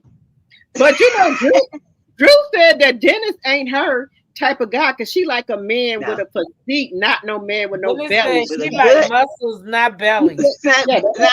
She like muscles, not good. Yeah. And that's why he's trying to rip her ass off every dime that that belly that she might got to get a crane and lift that bitch up to find something. Speaking of that, while I got some of y'all up in here, I got some of you. We got 188 people in here. Make sure y'all liking the video wherever you are. If you want to be kind, yes, please. And be respectful in the chat because I saw something. Friday night, we're going to be talking about if you don't use that coochie, you can lose that coochie. It's going to shrivel up. Okay, come on through. We're going to be over here. It's going to shrivel up. Adult shit, huh? What you say it's going to shrivel up? They said the walls going to get old and wrinkle. So I was watching Nene Leakes and she was interviewing Tamar. And she happened to mention one of her friends that she had who had a bad divorce. And because she had a bad divorce, she decided she wasn't going to have intercourse. So she stopped having intercourse for 4 years. Then finally she said, all right, after 4 years, I'm going to get me some. And when she went to go get some, her coochie said, he not coming up in here. The shop is closed. So she was left with a broken coochie and she got to go through all this stuff. So I just happened to know somebody with the same life situation, and they're going to come on the show and they're going to tell us about their experience, because what that lady experienced was she thought she had fell in love. So she was ready to give up her coochie. She tried to give it up. The coochie didn't work and she lost the man. So we want to talk about that and how it makes you feel, because, you know, you went from knowing that you had this, or you thought you had this, you know, hot box down there. And then when they went there, it said not, and it won't work no more. So we want to talk about it. They said you got to use that coochie, or you lose that coochie. What you gonna do? Okay, I'm gonna use mine, boss. Gotta use it. Cheers to that. I'm going to lose. Cheers to that. I'm drinking some wine. So lose it or you're going to lose. Okay, so we're going to be talking about that on Friday night, about 8 o'clock. I call it after dark, but you know. You don't use that coochie. You're going to lose it. Work. Did she have a hysterectomy? No, ma'am. Ain't never had no parts removed. If you can't get it wet no more. It can't get wet. You go to the bathroom and you thinking life is normal, but in reality, it's some stuff going on down there, and it just kind of seals up. It tightens up. And then all of a sudden, that it's tight. That's good that it's tight. No, they can't get in no more. Drop the T. It's not good. Oh. Yeah. No, they literally can't get in. Well, because the muscles are atrophied. It's like your hands like this, and you never move them. You can't pull them back open. Well, maybe she using. So she's gonna have to go get them little things and do therapy up in there. She's gonna have to go get a rejuvenation. Okay, well, she could use a coochie rejuvenation. Look, she could use a vibrator to make sure, you know. No, you don't want to do that. You might rip something. You want to go to the doctor. Vibrator. She dropped off. She'll be back. This is a public service announcement. I'm all ears. What time is alive happening? It's happening Friday night at 8 o'clock. Now, what I'm telling thinking the blind lady, they be missing out on our channel. What I'm thinking I be talking out. A live conversation with her, where I'll set up where y'all can just see me, and then she'll be there, and we'll just kind of, because that'll make it just even fun. She said I might go to her house, or I might go there and have like a live discussion with her.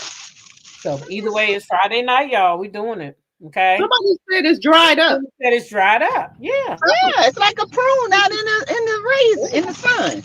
Yeah. That thing will dry up, girl. You gotta exercise that thing. Yeah. She said get one of those dusty roses for 99 cents.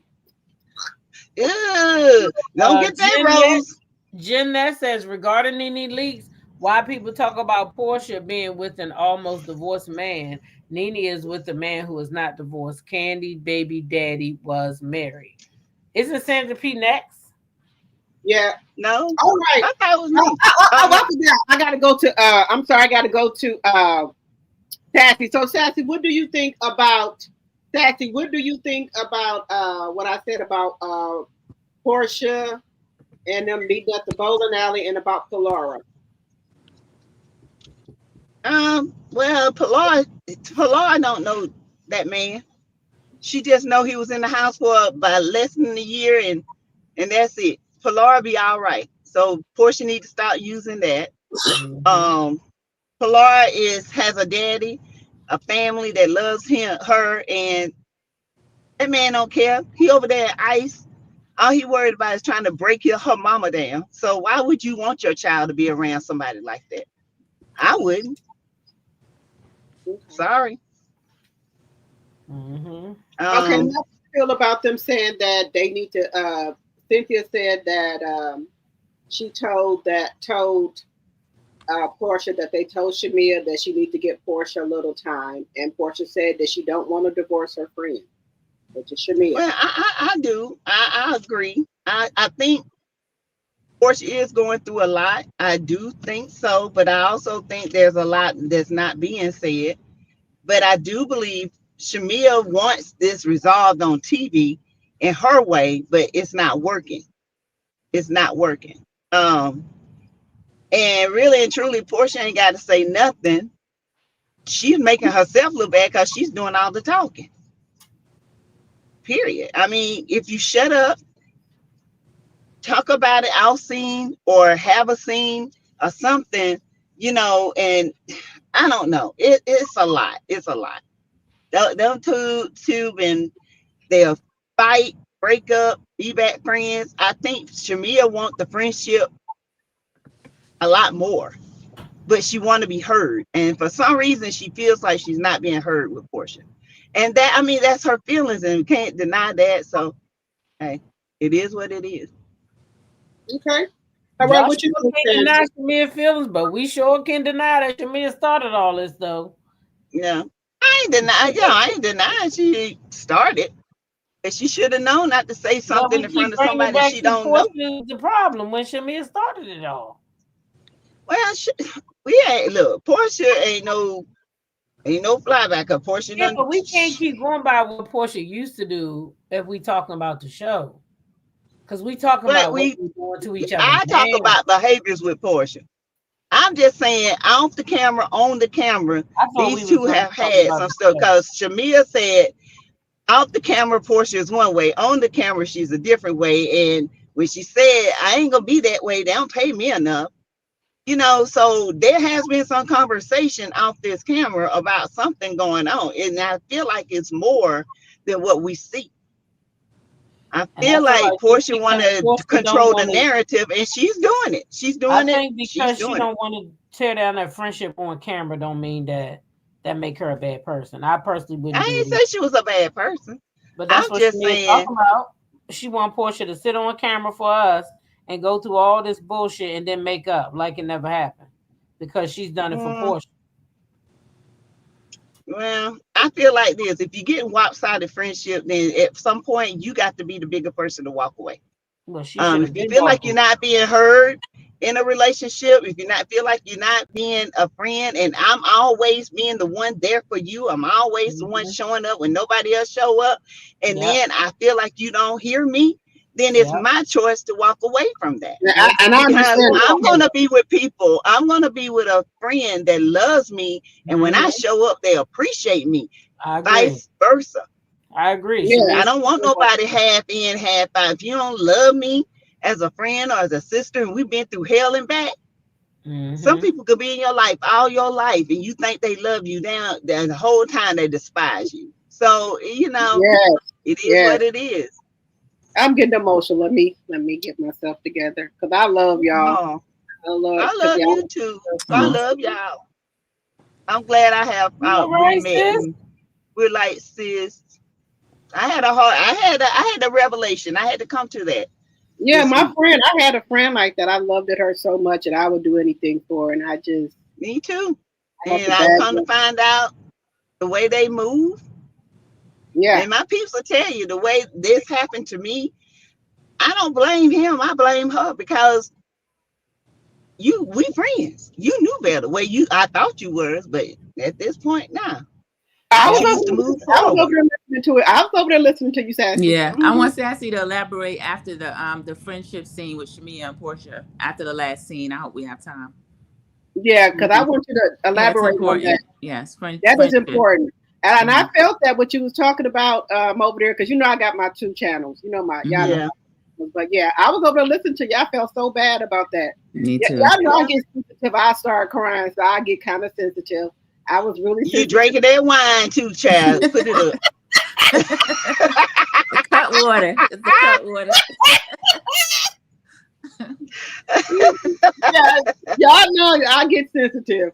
Yeah. I get sensitive. I don't like that because I had well, we'll talk about it after this. Okay, Sandra, how do you feel about Polora and about Porsha talking about she don't want to divorce Shamia, and about the bowling alley? Bowling alley scene I thought was fun. I thought they all looked really cute. I thought Angela looked really good. Angela, Cynthia's always picking at Porsha about her butt. Porsha, she doesn't claim the BBL, but just from the way her body type was, I don't believe her. But they all looked good in the scene. I liked the conversation they had. I liked how jokey and friendly they were. And let's see, the other scene you talked about, Drew on the phone. Drew seemed to have had the worst of the lawyers as far as what goes on between her and Ralph. Yes. She mentioned the LLC and all of that. I feel like she should have got rid of that lawyer instead of waiting for the lady to be recused. And then as far as the mother and Drew, I liked that the mother flew in. I thought it was funny that the mother was, when she first talked to her in the car, the mother is 80, but she's savvy as far as her technology and stuff. She said, I'm on my iPad and my phone. So it was funny. She was on 2 screens and had to close one. Then they showed when she flew in, and Drew still had her chef over there. Chef was cooking, but the kids are kind of going through some stuff. So I don't know why Drew's crying that she don't remember. I think Drew's upset that came on camera because the mother was just having a real moment and being real. And Drew's used to managing scenes and pretending everything's perfect. So I didn't mind seeing the realness. I was actually glad to see it on screen. Sorry the kids are going through over Ralph. And the mother has some choice words about Ralph. He shouldn't be down in the basement. We've all agreed on that. He's conniving. Yeah. I think he is conniving. And the fact that he locked her out of the house, I think is disgraceful, not to mention dangerous. I'm glad that Drew didn't go in the house because she said he came from somewhere else and went in the basement or whatever. But that type of man who seemed to have no feelings, anything could have happened if you entered their space. And he claimed, well, I didn't know who it was or what. I don't trust Ralph like that. I don't trust anybody who'd be that mean in a divorce like that. So that was pretty good. I'll move on to the next scenes, which would be the ones after Drew and her mother. We have Miss LaMargaret, Angela's beautiful mother, her twin, receive her wings. So rest in peace to her, but we get to see her on the screen. She came over to Angela's house. I thought, Angela, oh my, you look cute. I thought that was cute. Wait a minute, what happened? Angela's mother. Angela put a post up that she lost her mother. Her mother passed away, Miss LaMargaret. Yeah, her mom passed away. Yeah, that we just met in this episode. Yeah. Now, we may see her in future episodes, but yeah, she is now passed away. Yeah. Yep. And it was recent, Drop the T. Yeah, because she just bought a house. They just got a house. Yeah, and she's in this scene. That is so, and it's so, I'm glad they have this scene because they talked about, when she came in, Angela was talking to her about, the mother let her know, we got the keys. So I guess the mother is still with the daughter that she was living with, Angela's sister. I'd like to know more about that. They showed a picture of Angela, the sister, and her mother. The sister's name is always blacked out. And then also in the picture, they blurred that out. So the sister's like, don't show me at all. Don't talk about me. So there's a story there. So I'm sure we'll find something in the future. But what they're sharing now is Angela's mother, Miss LaMargaret, got the keys. Angela lets us know, confessional Angela lets us know she paid $490,000 for the house. It's her dream to take care of her mother. But as we saw earlier this season, what was going on with Amari's going over there. I need the car my mother bought and all this kind of stuff. And her and the Honor getting into it. And then all Amari seemed to share with Angela was that she called her a demon. But we don't know any backstory. Not that there's an excuse, but we don't know if you running over there in the people's house just because your mother put money on it or not. So I like the scene with her and her mother. But then confessional Angela gets in the confessional and she says, this is going to take some weight off of me not paying for this house for them. And then she lets us know, and I have done so much for them. I've set up businesses, all this kind of stuff. She kind of continued the conversation that she had with Charles. So I find out interesting that Angela wants to let everybody know what she paid for and all of that. So she said the mother says that she hadn't spoken with Charles in 3 years. And Angela says, well, what is actually behind it? The mother lets us know that Charles said something to her about your daughter need to clean, which we've seen Teatalk has alluded to. He might be kind of ODD, but he doesn't play around about keeping things spotless. We've seen Angela come down while he's cooking and just be sitting there while he's kind of cleaning up as he goes along. So that rubbed the mother the wrong way. The mother said, he's talking about my child. She said she kind of bucked up on him. And Angela made a joke. What you gonna do? Blow on him? Because Charles is big, y'all. But the mother is, Miss LaMargaret was had no fear. And she and Charles got into it over Angela. And we see how he talks to her. So everybody doesn't like to see that. So she said, I want to write him a letter. She said, he is my son in love. I liked how she said that. He's my son in love. And I love him. And I want to write him a letter. So I hope Miss LaMargaret got that letter to Charles. And I hope that they were able to make things right. So the next scene, we have Kelly and Chloe driving. The first thing I noticed, and I always notice when they're on screen together, we talk about Kelly's fillers and that sort of thing, but Kelly and Chloe have the same exact face. I think they're so cute together, but Chloe is in this huge Cadillac Escalade. I learned how to drive in a Ford Escort. A Cadillac Escalade on an Atlanta city street, it was just, she was giving me anxiety, and Kelly was sitting there just having a fit, screaming, my anxiety. Chloe was, she didn't have her hands like how you taught on 10 and 2. She was just driving. And she was also kind of almost side swiping, like not in the correct lane. And then Kelly was keeping up a running conversation with Chloe while Chloe was trying to drive. So they were talking about the kind of car Chloe wants. She wants a BMW. She says she'll take the small one. Kelly says that even if I get you a BMW, you got to be able to pay for it, like your maintenance and the gas and stuff like that. Chloe says she's going to be working. She's going to be working at Nana's Chicken and Waffles. But it seems like Kelly wants her in some type, maybe training her toward management, because she said, I'll be interviewing. I want you to sit in on that. Now, we know Chloe's 17, so I could sitting in on interviews. I don't know. I would think a starting job, maybe you would be a server or a hostess or menus or just something. I could see learning every aspect of the restaurant since that's her mom's business. So I found that really interesting. I found it a cute scene. Chloe did tell Kelly, well, you can afford it, because Kelly told her she started off driving in a hatchback. So I don't know what today's version of a hatchback is, but I don't know if Chloe should start off with a BMW or not, the way she was driving. Oh, I forgot to mention the scene with Drew and her mom. I like the fact that they were playing Drew's song, Delulu, when Drew went to the mailbox in her silk pajamas. I thought that was really nice. I put that in the notes, so I just wanted to mention that. And let's see, the next scene. Let's see. Well, actually, the next scene is Porsha and Shamia's. I'm going to save that for Sassy. So I'll just go around. I'll end with Sassy because she's going to bring it home. Teatalk with your girl. What did you think about the scenes that I mentioned so far? Kelly and Chloe driving, maybe a little bit more on Miss LaMargaret and Angela, whatever you wanted to talk about in those scenes. Kelly and Chloe driving was cute. It was cute. I like her daughter. She has good on-screen personality. I'm like Kelly. Me teaching somebody how to drive? Ooh. No, get your dad or somebody. Me too, child. Drive me close to the damn car. You too close to the road. Just take me home. Somebody else. Kelly is big, because I wouldn't even got that far in the car. So shout out to Kelly. As far as Angela, rest in peace to her mother. First of all, I can't imagine. But what I do think about the scene, even though she is gone on to heaven, I feel that the mama wanted that scene so she could let us know she bought her own goddamn house. Because like Sassy said, all Angela done since she got on here. I take care of my mama this. I take care of my mama that. And even though that's your mama, the sister there too, and the sister and the mama ear, all she do is talk about us. She get on camera and she try to make herself look like she's this and that, the third. We need our own house. And she done pressured that mama to go buy them another house that she didn't even need to spend her money, but her mama wanted to make her baby feel good. So then she done went and bought another house after Angela bought her house, because she just want to let us know that Angela not taking care of them. The sister did that. I'm telling y'all. Yeah, I could tell the influence. And I just thought it was odd that she needed this house. Why you need a house if your daughter bought you one? I know, right?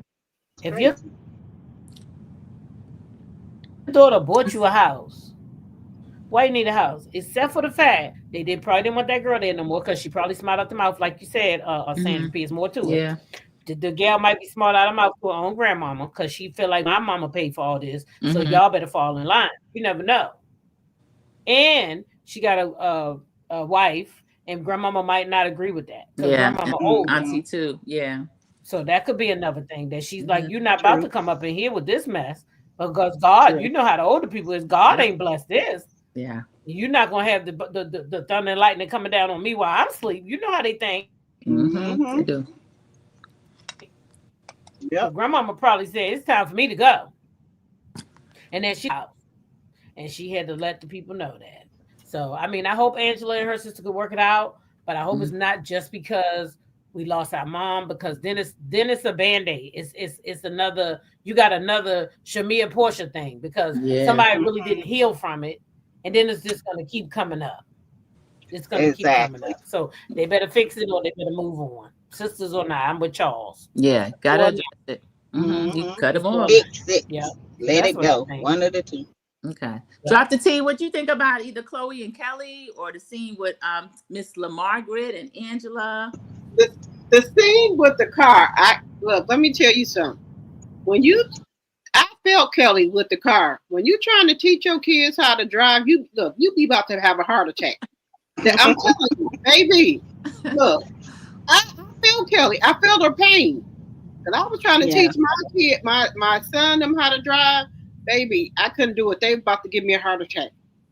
It got so bad. I said, you know what? I'll just pay easy method, the driving school, extra 6. I couldn't do it. So, they go too close and they think it's funny. They and stuff. So I felt the pain of trying to teach your kids how to drive. It's no joke. Girl. I thought, look, my nerves were so bad, and I know, I was trying to be a good sport. You just can't do it. When you're trying to teach your kids how to drive, it just ain't good. And then with a bigger car, you need a small car when you're trying to teach them how to drive. And also, it's not like when you're doing a driver's ed car, because they have a pedal over there. So if they get ready to hit them or get too close, they can push the pedal. But when you are teaching them how to drive, you don't got that. So I felt the pain with that. I felt her pain with that. Also, I like how she slipped. She won a BMW. I think she said she won. Yeah, she did. I like how she slipped that in. No, you gonna get a little bitty car, small car, or what have you, and you can pay your own car note. Now, with my kids, I would give them a little decent sized car or whatever. And, then when you get, I always had a thing when you graduate, then I will put a down payment down, and I will pay the car note until you can, do for, you're able to do for yourself, get a good job or whatever, to pay your car note.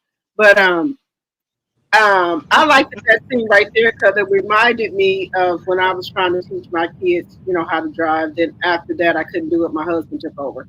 But, I liked that scene. Also, trying to think, the thing with when you are a mother and when somebody is coming for your kids, the scene with Angela and her mom, when she was saying why she, had her and Charles had that argument about he saying she didn't clean. I think Charles is trying to be funny because he asked her, did you wash your hands? Now we all seen on TV, and I know he ain't blind. We've seen Angela wash her hands, and then he go, say that you wash your hands. So I don't like that. And again, I don't think they live together either because Charles is too OCD for me. And when you have kids and stuff in your house, everything is not going to be perfect. Everything is not going to be in place all the time. Some stuff is going to be out of place. Everything can't be like that. When you have kids in the house, and don't Angela and them got kids in the house? Don't they got that other baby, Charles Jr. And her kids? So things can't be like that. So I don't think Charles lived there. Maybe Charles got an apartment and he just come over there and cook. That's the only thing I can think of. Because the house where he at, because I don't think Charles can live in no house with no kids. Because if one thing is out of place, it seems like he will blow a gasket. And I don't blame Angela's mother for popping off on him. Things are not going to be always in place, all the time. And that's okay. So my thing is, did Charles ever live in a house with kids, or is this his first time trying to settle down because he got old? Because like I said, it don't seem like he want to be with Angela. But once men get old, they got to find somebody that to settle down with. Allegedly settle down with, and in case they get sick or something. And and I think that's what Charles was doing. But I still think allegedly, and for entertainment purposes only, that he's still out here creeping around. And Angela, to me, just wants somebody she can call a husband. So that's my thoughts. I just think that was, I don't think they live together. And I think that was, rude for him to say that she don't clean. And I don't blame her mother for sticking up for her daughter. I don't. Sassy, what do you think about the scene, either the scene with Miss LaMargaret and Angela, we had Kelly and Chloe, and then you go into your scene, which is the large scene with Shamia and Porsha that was referred to throughout the episode. Well, I love Chloe and Kelly together. I thought it was funny. And Chloe does have Kelly whole face. That is her made over. I enjoyed the scene with the mother. I don't understand why she went and bought a whole new house. I think it's some underlying issues that's going to come out later on the show, and we'll probably see what's going on truly with the aunt. Because as we know, Angela liked to do skim milk. Okay, she liked to skim over stuff and give a little bit of fat just to make it look good. So I don't know about Angela, but with all that being said, we're going into the big scene with Porsha and Shamia meeting up at this restaurant. It looks very nice. They both show up. They both have on cream.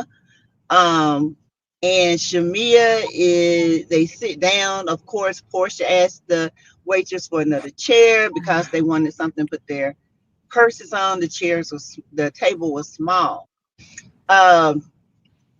Shamia goes into asking Porsha how she was, how was a weekend, and Porsha goes in to explain. She said, I'm okay, it's been busy. Shamia cuts her off and say, yeah, your pamper party and all this, it was a busy weekend for you. And Porsha's like, yeah, and she's like, let's just cut down to it.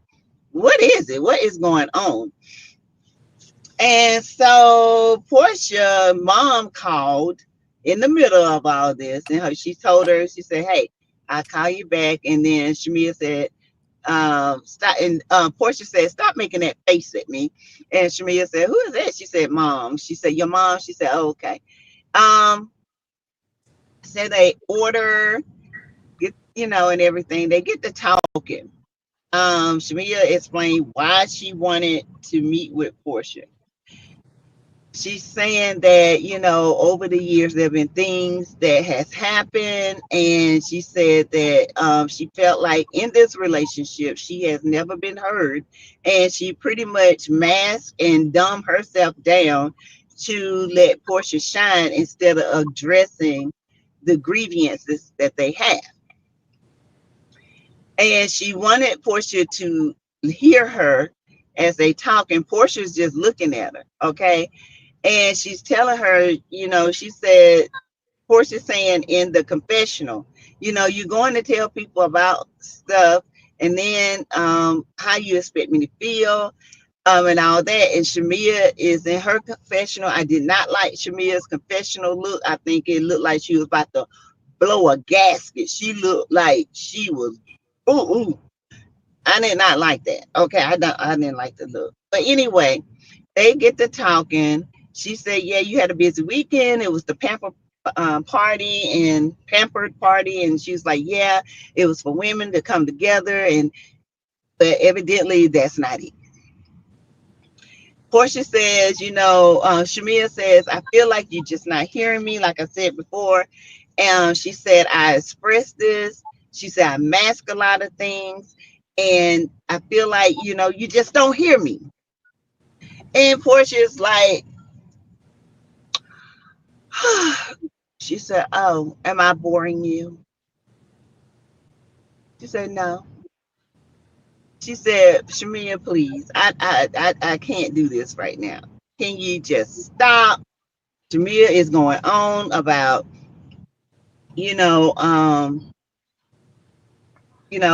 they're pretty much their whole relationship. I feel like Shamia is trying to get across to Porsha that she don't want to not be heard anymore. This is what I got. Shamia's getting popped off. She's popping off. She's being snappy. She's cutting Porsha off. She was being rude. She really was. And Porsha got over, said, got up, did her little exit, did her little cry, came back, sat down, asked for a box to go, because Shamia didn't have much to say. Now, I do believe there was some choppiness in this scene, because when she asked, you got to look at the scene, because they didn't have any food, and all of a sudden, boom, when she came back, there was food they were eating. So I feel like there was some choppiness that we didn't get to see. Porsha came back and said, look, what do I need to do? And Shamia said, I just need you to acknowledge my feelings. Acknowledge me when I am addressing you or talking to you. Acknowledge me. And she said, done. What is there anything else? And she said, that's just it. I just want to salvage or try to salvage this relationship. And Portia's like, salvage? I mean, you trying to, is it unsalvageable? And she was like, well, I'm trying to. And then Porsha starts playing with the forks, which was rude. And then, Portia's like, Shamia, I'm overwhelmed. You bringing this to me. I don't want us to break our friendship up. I'm willing to do the work. And can we do the work? And so they get up, they do a hug. I know I missed some stuff, but it's pretty much redundant. She said, can we do a heart-to-heart hug? And they did a heart-to-heart hug. And Porsha says she's going to do better. She wants this to work. And they get ready, they leave out. So with that being said, I know Drop the Tea was on my channel, and I don't know if y'all heard about, but I had a friend recently, I thought was a friend that, I found the reason why I can relate to Shamia, because when this person needed me, I was always there. When they needed me for photography, when they needed me for this, even in high school, 30 years of friendship, 30. And then I get a text while I'm on the cruise, but I didn't see the text until yesterday, day before yesterday. And I'm like, oh, I didn't see this text from my friend. And by the time I read the text, ping came on Facebook, and I saw her and my dad, my children's father, all hugged up and kissed up. And I was like, what is happening? So I called her, because she called me first, and I called her back. Mm-hmm. And she said first she wanted to talk business about the photography. I said, well, yeah, just let me know a date And she said, it's another one in August. I said, I'm not sure if I'll be able to do that one because I got something planned. And so she said, and I also want to talk about something else. I said, yeah, I saw you and Jeff up on, well, excuse me, my ex up on the Facebook all hooked up. She said, yeah, it's not like what you think. It's like we used to kind of date back in the day. I said, I didn't know that. I said, had I known that you messed with him back in the day, I probably wouldn't have my children by him right now. I said, that's my loyalty. And she said, well, it was just like a little thing. It wasn't nothing serious. And she said, I got married. He got, he went away. He got married and all this and that. And I said, but didn't he date your first cousin at that time? She said, yeah, but they were on a break. I said, but that's your first cousin. And so anyway, she said, I just wanted to run this by you. It ain't like, she said, we've been friends a long time. I was quiet the whole time. She said that, it just how things came back around and I want to revisit it. And I just want you to know, I didn't want to, it's not to hurt you. I said, I'm not hurt. I don't care about damn about him. It's you that made the choice. And so basically they're dating.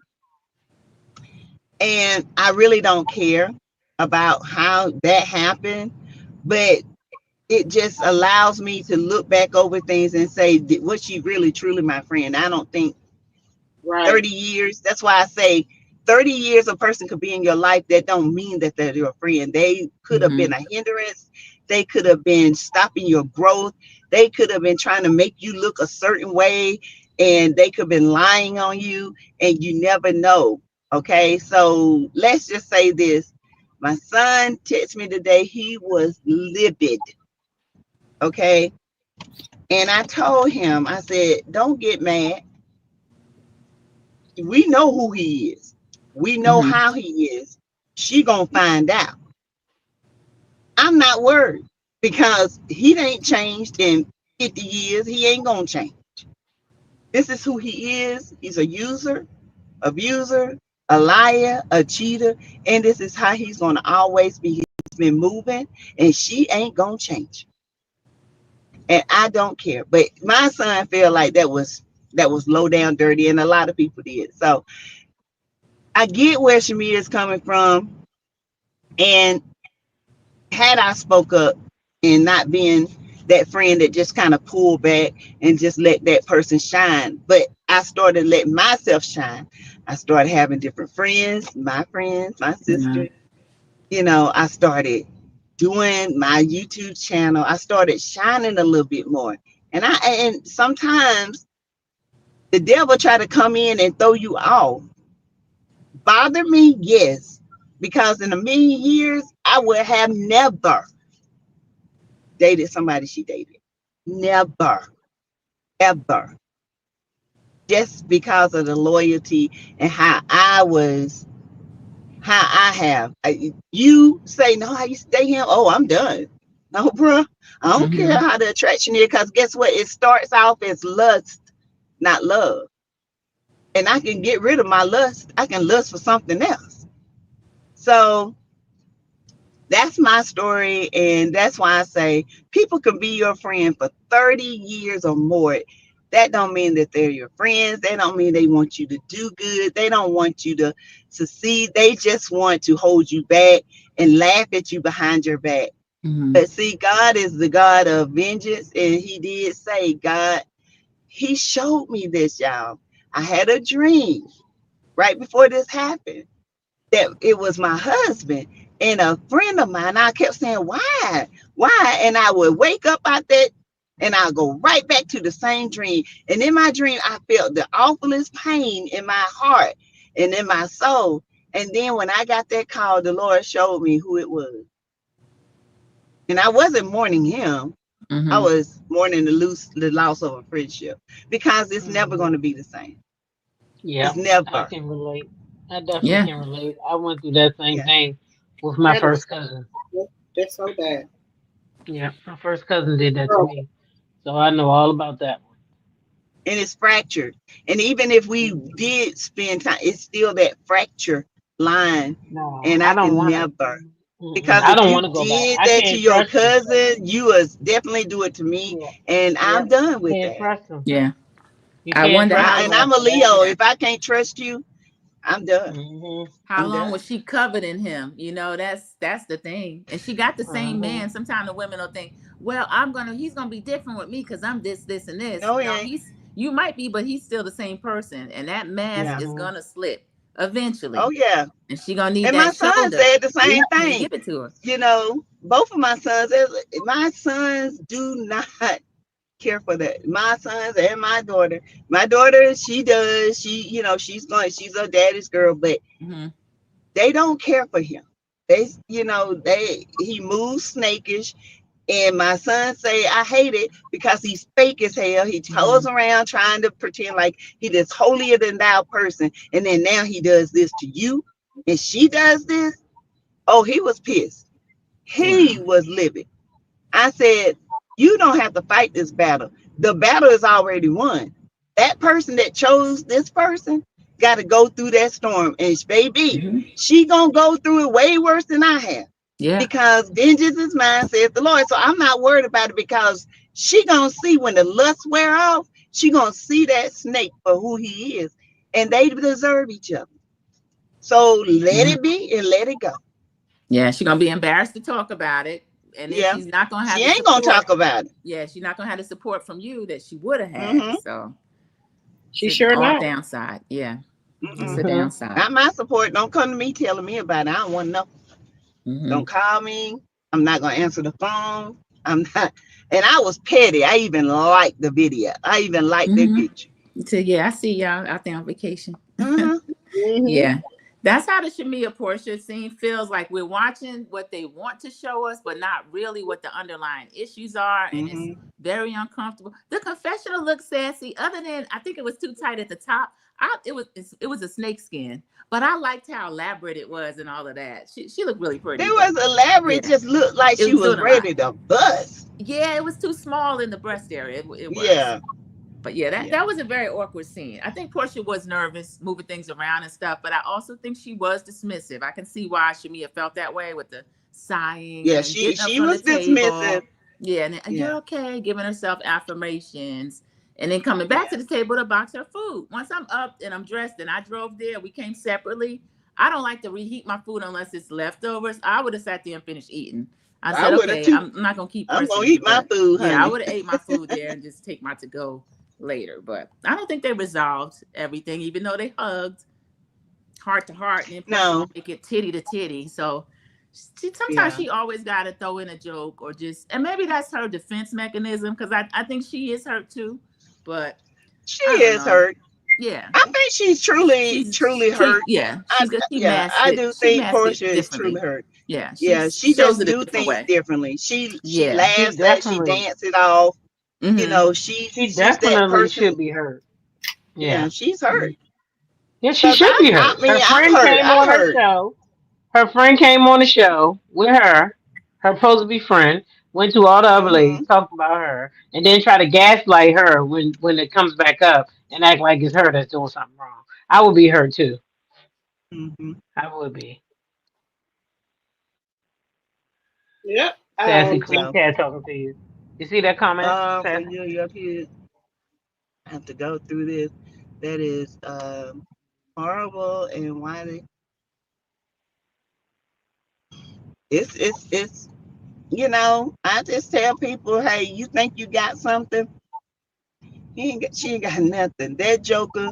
So cool here. You really think that Porsha broke up a relationship with somebody who was pregnant by a pool guy? Nah, that relationship was separate. Y'all gotta stop that. Really, y'all gotta stop. What relationship was separate? Porsha didn't break that up. That man was that girl was already out the door. She been messing around. I hate that people keep doing that, acting like. Why y'all don't talk about Fallon getting pregnant by the pool guy? Like that caused the divorce. Married him and got another baby. Just had. Fallon's not on the show. And Fallon is Simon's problem. That didn't have nothing to do with how Porsha moved. It does, how did Porsha move? No different than any With other woman somebody that else's talks to. husband. With No, it's somebody not his else's husband once they gone. That's the business side of it. Let's stop that. When they No, separated and they gone their marriage way is and she they still pregnant, married. well, she defiled the marriage when she got pregnant. She ended the marriage. That's between her and Simon. Portia's not a Well, part that doesn't included in the matter. marriage. Well, I don't believe in that. Sorry. And You Portia can't got the be same pregnant. man. You Portia can't got be the same pregnant. man. You That can't didn't be end up well pregnant. for her. Have He's sitting another over there in man. ICE. You And cannot be PJ crying pregnant, have over another man, supporting and her. then have rights to that man too. Come on now. And She that's why it can't have didn't her work cake out and for eat her. it It didn't too. work out for Portia. No, it didn't work out for her because she didn't want it because she realized there wasn't no money there. And that wasn't her friend. It was work associates. Right. I don't want my work associate's husband. I don't either, but that don't mean the next woman do. True. And that's why I say about expectations. We put expectations on people that we wouldn't do. But baby, others would do that. Yeah. So right. I had to learn that. What I won't do, the next one will. That is so true. And lesson learned for me. Yeah. Most definitely. Ms. Z said, but what about Porsha, Shade, and Samia singing at the bank dinner? I feel like we didn't bring that up enough. What do we think was the reason for that? Ms. Z, the reason why we can't bring that up enough is because we're talking about some dumbass 10-year-old wedding. That's why. Because Shamia wanted sympathy. So she had to go all the way back and say, remember this, remember that, remember this, remember that, like all the Porsche haters do. Go back 10 years, 15 years. The show is this season right now. That's why we ain't talking about that. And Porsha was wrong as fuck for that. And that's what we really should be talking about. But everybody want to talk about a 10-year-old wedding because that seemed like it's more salacious. Was she there? Is she there we got while she's going through it with Shiloh? Is she there? That's what I want to know. That's what's midnight. I don't think so. I heard she wasn't at her baby shower. I know when Porsha came over to the house, the kids but those kids are sweet. They run and hug everybody. They seemed real glad to see Auntie Porsha and all this. But we don't know. I feel like there's been a breakdown in the friendship for a while for Porsha to even try to shade her song. And that's true. I thought it was silly. Even when Shamia was like, well, no, that's me. Yeah. She just kept pressing it. That's true. And trying to act innocent about it. But at the same time, to me, being a mean girl about it. She knew that wasn't true. And she tried to cheapen what Shamia had done with the song. So, yeah, I agree. That should be talked about more. Yeah. And what I think that was, and if I'm being honest, we got to just remember, Porsha is very seasoned. And I think she was trying to give Shamia some smoke with her. Not knowing that Shamia had already went behind her back and started that shit with the other ladies. That's what I really believe she was trying to do. Because Porsha know and understand they need to spar with her if they're going to be talked about. So what other way to get my friend some screen time than for me and her to go back and forth about me shading her song? So here I give you a lifeline, not knowing that you was around the corner with a knife to put in my back. I don't think Porsha can blame Shamia for her season not working out. And it may turn around. We only about her season not working. I didn't say anything about the season not working out. I don't think Porsha's season is working out, but we're only halfway through, so I'll wait for it to turn around. So if that's the case, then we have to say that none of male seasons worked out either, right? Because everybody on the show is talking about Porsha. That means her season's working out. They have nothing else to talk about. They're speaking about what Drew do they say? Drew and Porsha. Okay. They talk about Drew and Porsha. Why are they talking about Drew? Drew's divorce, Drew's music. They're talking about Drew. They're not really talking about Drew's divorce. We talk about Drew's divorce. Working with Dennis. But so again, who's that? Oh, Porsha. Okay. Porsha brought it up because she was. Everybody is talking about Porsha, though. We're not going to pretend that's not. Angela. Porsha's talking about Angela. Exactly, ham sandwich. Thank you very much. Porsha's season is fine because she is the topic of everybody's conversation. People can say what they want to say. Porsha didn't show her house. Porsha, that's what they rate, and Porsha didn't bring the season because she couldn't show her house. She couldn't do this. She couldn't do that. Don't matter. She did what she's supposed to do. She got every last one of them women got her name in their fucking mouth. Ain't none one of them that went on the interview yet and didn't speak on her name. But she ain't spoke on none of their asses. Mm. So I think she's doing just fine. Porsha hasn't blamed Shamia for not one thing. You got that right. It's been all Shamia running from every radio station that would have her. Oh, it's Porsha, Porsha, Porsha. I'm doing my part. It's, I can't make the other person do it. It's just me. I can only do my part. After you done went out here and started all the stuff up. I think Shamia Just, needs to back. I do you too. said what happened? I think their friendship's She already need to done. back. I hope it is. I think that they've outgrown each other, certainly. I think there's a negativity underlying that I wouldn't have a friend like that. I don't think the friendship's there anymore. Yeah, and the longevity doesn't matter. I know Shamia said earlier in the scene with Cynthia, they don't understand a friend like ours being a long-term friends. And Cynthia's like, oh, I'd love to have a friendship that don't mean like nothing. Shamia. Yeah, the time frame, like you just said, Sassy, 30 years may not, you don't know what the purpose is over the 30 years. You coveting or you just, I don't know. I just feel like hopefully this friendship is over. Yeah, speaking of covenant, that's what Angela said that Shamia was doing, and I have to agree with Angela when she was in that after show.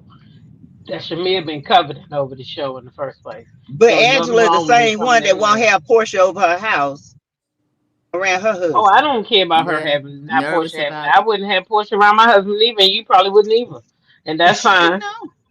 Yeah, I probably wouldn't have her around my husband either, but that don't negate the fact got too much butt for her. That don't negate the fact that I still believe that Angela was right. I still believe that Angela was right, and Shamia is covenant over this show.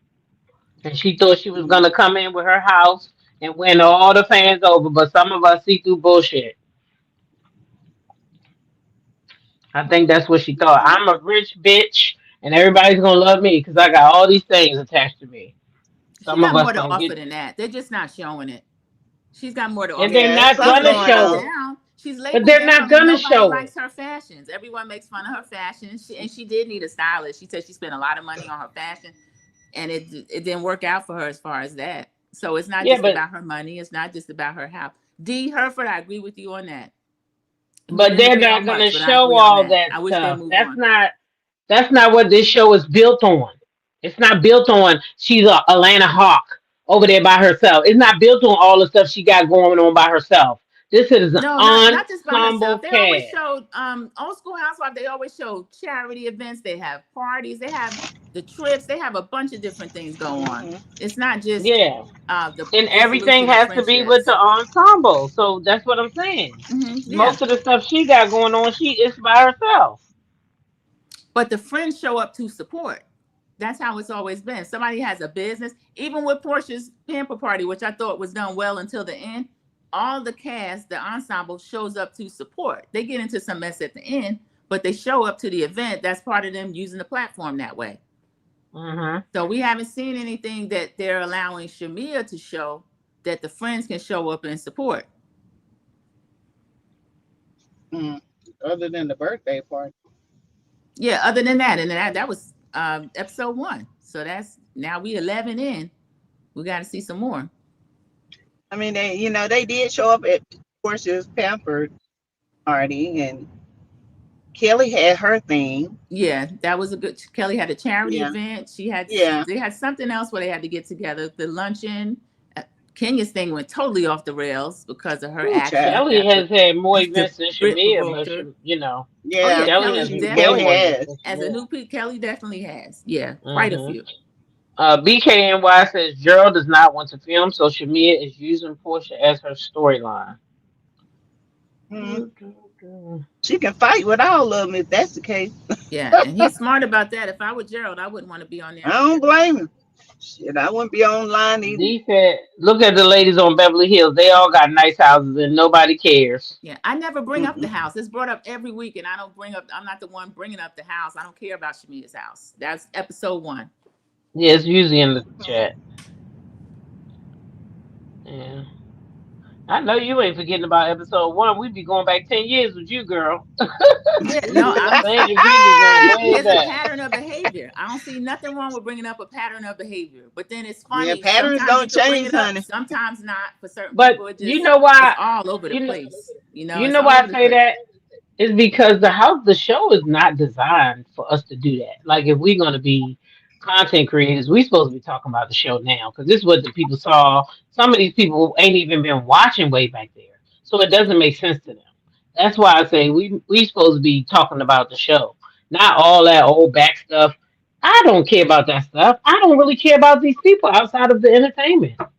I don't care about what they did to each other. I don't know these fucking people. And none of us, I mean, we might meet them because y'all know we going, we might meet their asses. But what I'm saying is, I don't care about them enough to be keeping track of their licks back. We talk, what the hell they doing now? How did we get here now? We can't just say, because Portia did X, Y, and Z back then, this is Portia's fault. This Portia's fault because she got a pattern. No, you got to tell the person who did it, this your fault.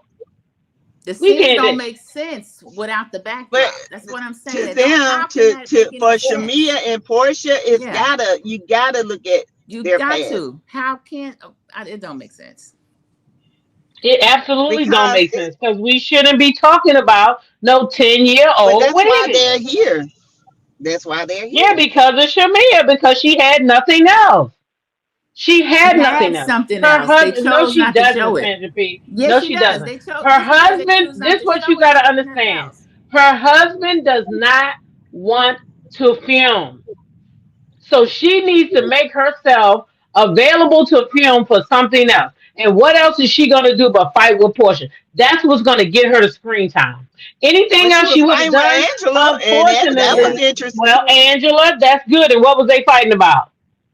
No, she said something about her nose. How long was that gonna last? You think they was gonna go through the whole thing? They could have fought forever. If she just wanted to be in Portia's presence, she could have been in Portia's presence to support Porsha as a friend during her divorce. Portia's going through other things as well. She's going through this divorce. She could have been in her presence just support for that. They weren't friends before that. Who weren't friends? What Ms. Z is saying that. Shamia and Porsha were not as close friends before. They ain't been close for a minute. Happening. It couldn't have been.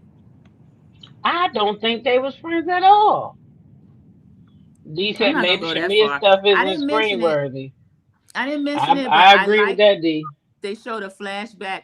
I'm not going to shoot Shamia all the way down just because people don't like her. That nothing that she does is screen worthy. Just because Bravo didn't show it doesn't mean it's not. But I did like the picture. They showed a picture of Miss Diane looking like pebbles. Miss Diane was fine. She still is. But her, and then they showed the throwback picture of her with Shamia's mother. And she looked like a skinny Shirley Murdoch. She was cute, too. So they were running the streets back in the day, too. Production put that on there for a reason to show, here's a history.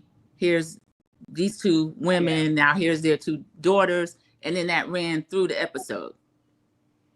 Yeah, kind of underlying. Even when Miss Diane calls Porsha before they sit down, it's like, "What you doing? I'm call you later." That she's on the phone with her, and then Shamia starts bringing that up. Your mom said this. Your mom said that, and then production show scenes of bring the bone and this kind of stuff. So it's gotta with them. It's going to have to be some of the past brought up because this is what it's going to be. And I know Shamia mother don't like it. I know Shamia mother don't like it, but goddamn if Porsche mother wasn't right, whether she like it or not, that girl was sitting around talking about her daughter with them girls like she thought she was. They had a mini scene we didn't even they had two flash mini scenes. We saw Britt for a second getting ready for a wedding with Michael, which I didn't care about at all. They're going to Napa. And then they showed Shamia in a mini scene with her sisters, and they bring up the friendship again. We've been trying to tell you that this been going off the rails. So the sisters brought it up too, that they tried to point it out to Shamia, and Shamia didn't want to face it or whatever it is. She's just and I feel like that was staged, that was produced. The mother beef, Porsha added to it on Instagram. Yeah, I feel like that was produced. Yeah, she let the story. I guess the story expired. I don't know. Because I bet filler scenes. You know, sometimes they have filler scenes. Yeah. Yeah, and I feel like this last week was a bunch of filler scenes, other than the beef scene. There's mother beef. Porsha saying that whatever her mother's supposed to did to her was egregious. Now I'm hearing that she bought a business that a person mismanaged and lost. So I don't know how that's egregious, but everybody's different. I mean, yeah, everybody's different because I wouldn't want no friend of mine to do no shit like that to me. So what is a business? Okay, so you run your business in the ground, and then it's for sale, and you're being sued. I'm not going to say we're not going to just say she ran it in the ground. See, that's what people go through tough times. We don't know exactly what happened after those people got sued for $5 million for the accidental death. So I don't why know what is the happened. business off limits for Shamia mismanagement of money? And negligence. If she's in negligence, if she's in the daycare business and she is in the market for a daycare going at a discount, that business is off limits because her friend used to own it. Why couldn't they go in? I wouldn't go into business with her. I would think with all the buildings, with all the buildings in town, if you got money, go buy another building. Why would you want to ruin something? Well, maybe I read on Facebook that it was an agreed upon between the two. Probably, and then maybe from the stuff that I got. That's usually how stuff happens. But this is just people speculating and assuming. We don't know. No. This is in a court document because it was all up. I got the I screenshotted all of them. Oh, if it's not this season, in a court document. It up, yes, it was in a court document. Yeah, that they agreed on it. That because they was getting garnished. This it was a bunch of garnishments, and because of the garnishments, it was hard for them to get financing. So the way it made it seem as if Shamia mama bought it in order to help a friend. She bought it. She still worked there. And then they fell out for something else. I don't know what they fell out for, but Miss Diane still worked there. So I don't know if it was money's misplaced. What? That's why I say there's something else. Porsha and Shamia. Porsha don't want Shamia to say, and Shamia don't want to say it. I don't know, but it's something. It's something. And it's got to do with these mothers. I believe that too. I think that too, Sassy. I always thought that. I don't know the details, but it's glaringly obvious to me. Yeah.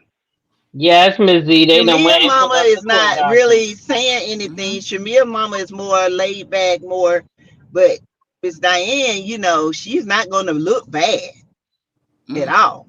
Yeah. So I don't know. I'll send y'all the stuff. I'll send it to you. It's a lot. When I say a lot, it's a lot. She be halfway not even on the show.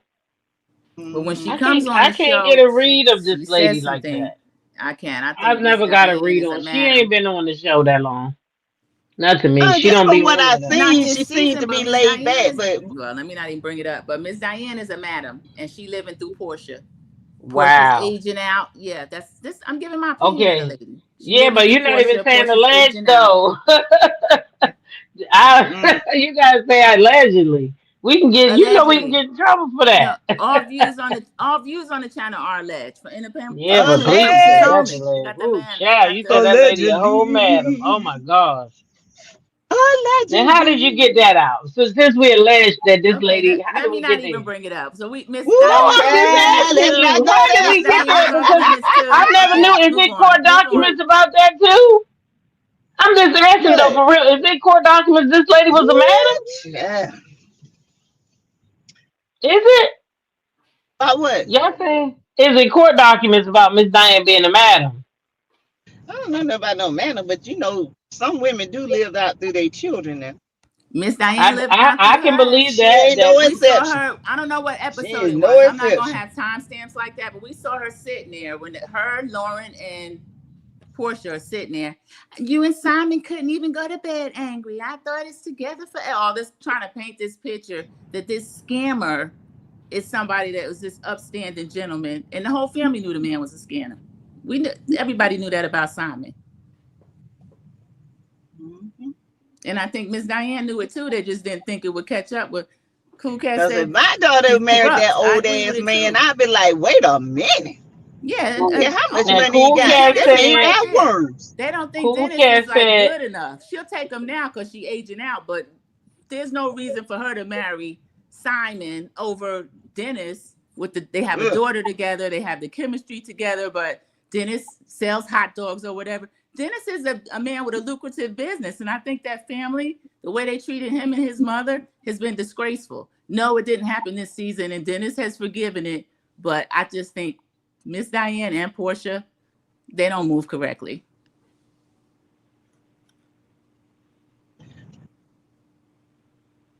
So Diane is corrupt. Cool Cat said Diane. Yeah. Go ahead. Look up Diane getting arrested for stealing thousands from the Jose Foundation. Yeah, she did. She does allegedly not go where near the family. She was a side chick. Ooh, child, it's all in them streets, child. It might be in them streets, but that don't make her a madam. Don't bring it up. She a madam. They ain't saying a madam, but baby, that's a little stretch.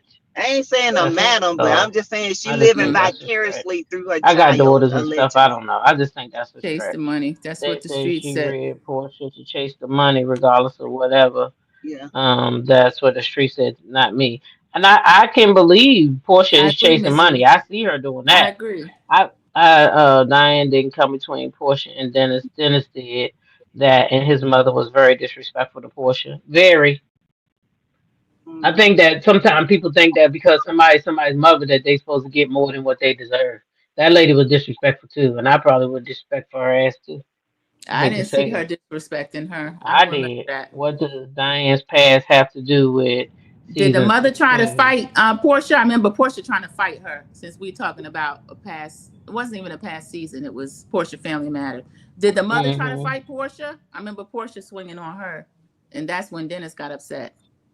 I think there was a reason. I don't think Porsha just came out and went to swing on that lady. I ain't gonna hit nobody's mama. I'm sorry. No, D. Hereford said go back to season 16.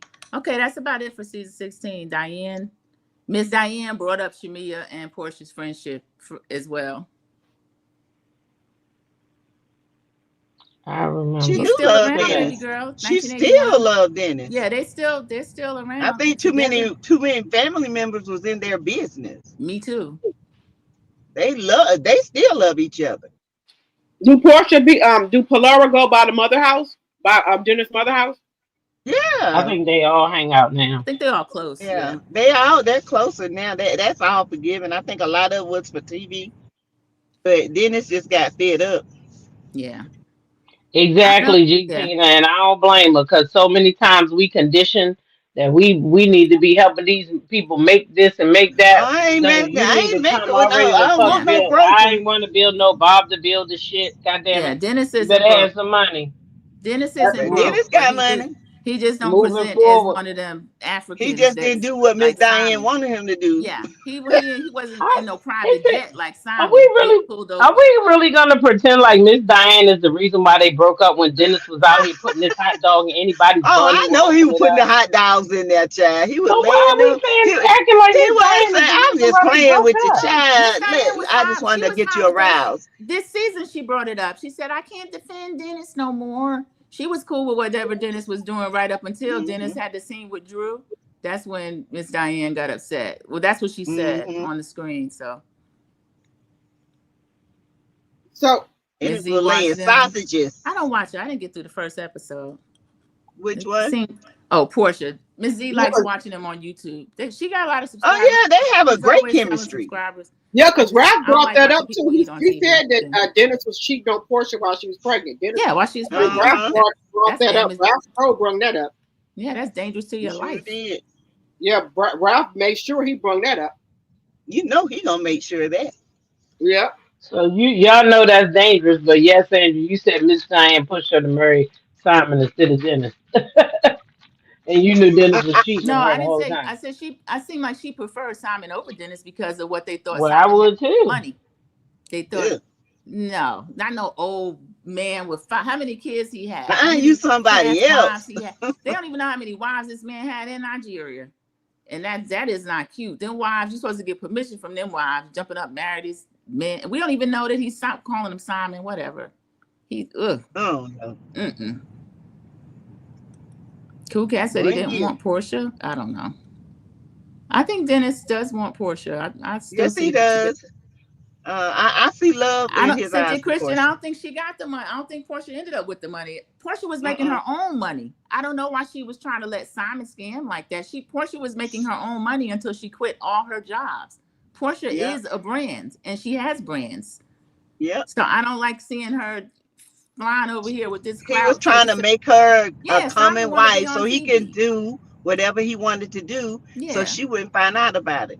And we Then see she how he lost all her conducted himself money. after the fact. Yeah. I think he was going to try to drain her dry. Yeah, I think he didn't want her Porsha to work right. I don't know. Stay at home with all them children. Or him, I don't know. Yeah, how many kids? He came up with that. He came up with it. Oh, I didn't know. Because Fallon said he did her the same way. Oh, and then the way he moved Fallon out, I wouldn't have trusted a man to quit all my jobs like that. Right. There go Porsha. No, man. And none of us up here would quit no job like that. No, not. And to be at home with his children. Shit. I went through that. Where's the mother of those other kids? In Africa somewhere. Somewhere around. Yeah. Africa. Did Fallon have any children with Simon? I know she got no, indeed. She was the babysitter. Moved her out. Oh, she's been. So he brought his kids. Yeah, he said Simon said he keep a U-Haul ready. No, that blind lady. That's not his real name. His real name is some funny shit. Yeah. I forgot. I forget how to pronounce it, but that ain't his real name. He made that shit up. Oh wow. Yeah, that's not his real name. His real name is something else. Yeah, he's a whole scammer. Ooh, kicked out of the United States 3 times, returned back, and still doing the same damn thing. And I wonder why they don't send him back to their home country. I said, just send him back. He in ICE now. They might send him over to El Salvador jail. You better hope. That's what I was about to say, Blood. You better hope his ass don't get sold to the Salvadorians, because they selling him. That's right, because they might take his ass over there. The United States is trafficking their own fucking people. What a shame. Yeah, that's crazy. They're not sending them back where they're the home country. If the thing is, send them to okay, send me back to where I came from. Don't send me to no they third ain't gonna party. do that. I don't even speak the language. And they're getting paid money on each head that goes there. Mahogany Meeks asked a good question. No, we don't know that about Gerald. Gerald laying low, Mahogany Meeks. I don't blame him. We don't know. I heard something fishy last week about Gerald, but I ain't seen no real receipts, so I just ain't gonna repeat it. I just found out he's in his 60s. I didn't know that man was that old. So you know, especially African, there's some wives and children somewhere. So Shamia was looking for money too. You can tell that man old by his fucking chest. They both. I said the birds of the feather flock together. You think she went home and screwed that man the first night for no reason? She got real lucky. That man was older than her. She went over there and threw that ass in a circle. And the next thing you know, he was buying fucking wipes and shit. He said, I want you to feel comfortable when you come over here and shit. Come on back. Come on back over here, that old man did. Yeah. I looked at his body today, and that's probably why shut up. Oh, wow. I looked at his body today, and that man got titties. He old. He had his shirt off. I said, put that fucking shirt back on, Gerald. Put it back on. They over in France. Yeah. They're on vacation.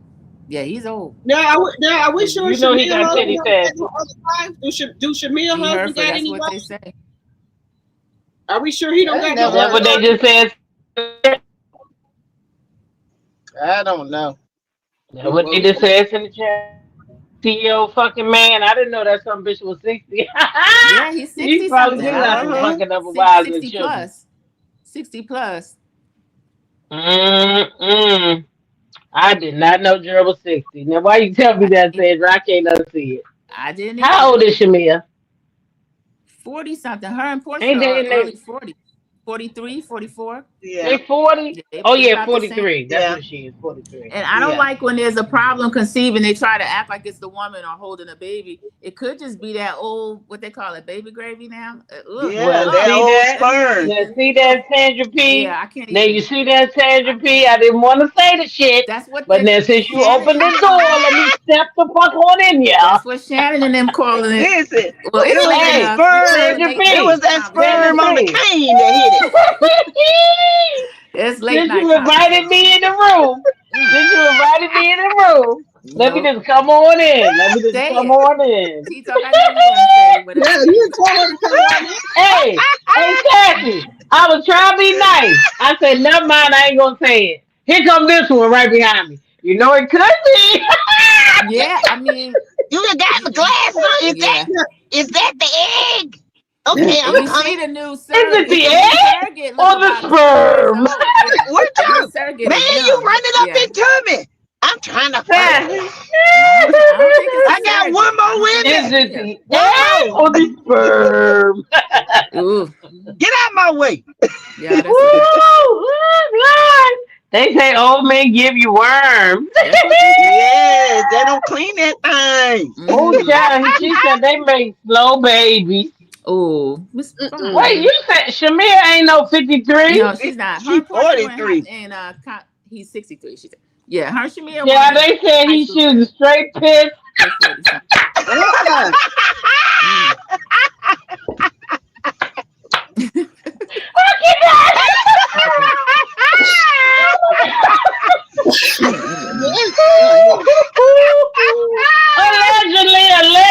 Allegedly. Yeah, not a straight pig. I cannot. You see what you done said to me? No, I was trying to keep it PG. Don't put that on me. I was trying to keep it PG. All these old men. Oh my God. And he said that man shooting piss. He shooting piss. Oh, funky piss. Oh, thank you. Urinary tract infection piss. He said the hot. You get a UTI. You get a UTI. You get one and you get one. I cannot. I'm not fucking with y'all. Ooh, yeah. Ooh, child. Wait a minute. Now his shit probably got dementia. I am not with y'all. I'm not. Listen, I'm not going to hell with y'all. I'm not going to do it. That was not me. No, his shit probably got. Sandra, wait a minute, Sassy. Why she over there talking about me neither? Me neither. You opened the door.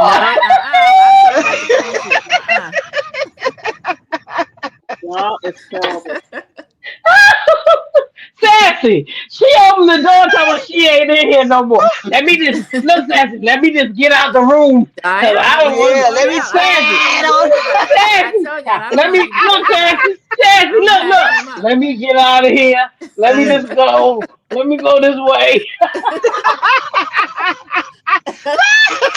Bring your ass back in here, Sassy. Bring your ass back in here. What's that meme? I don't want to talk about it. You brought it up.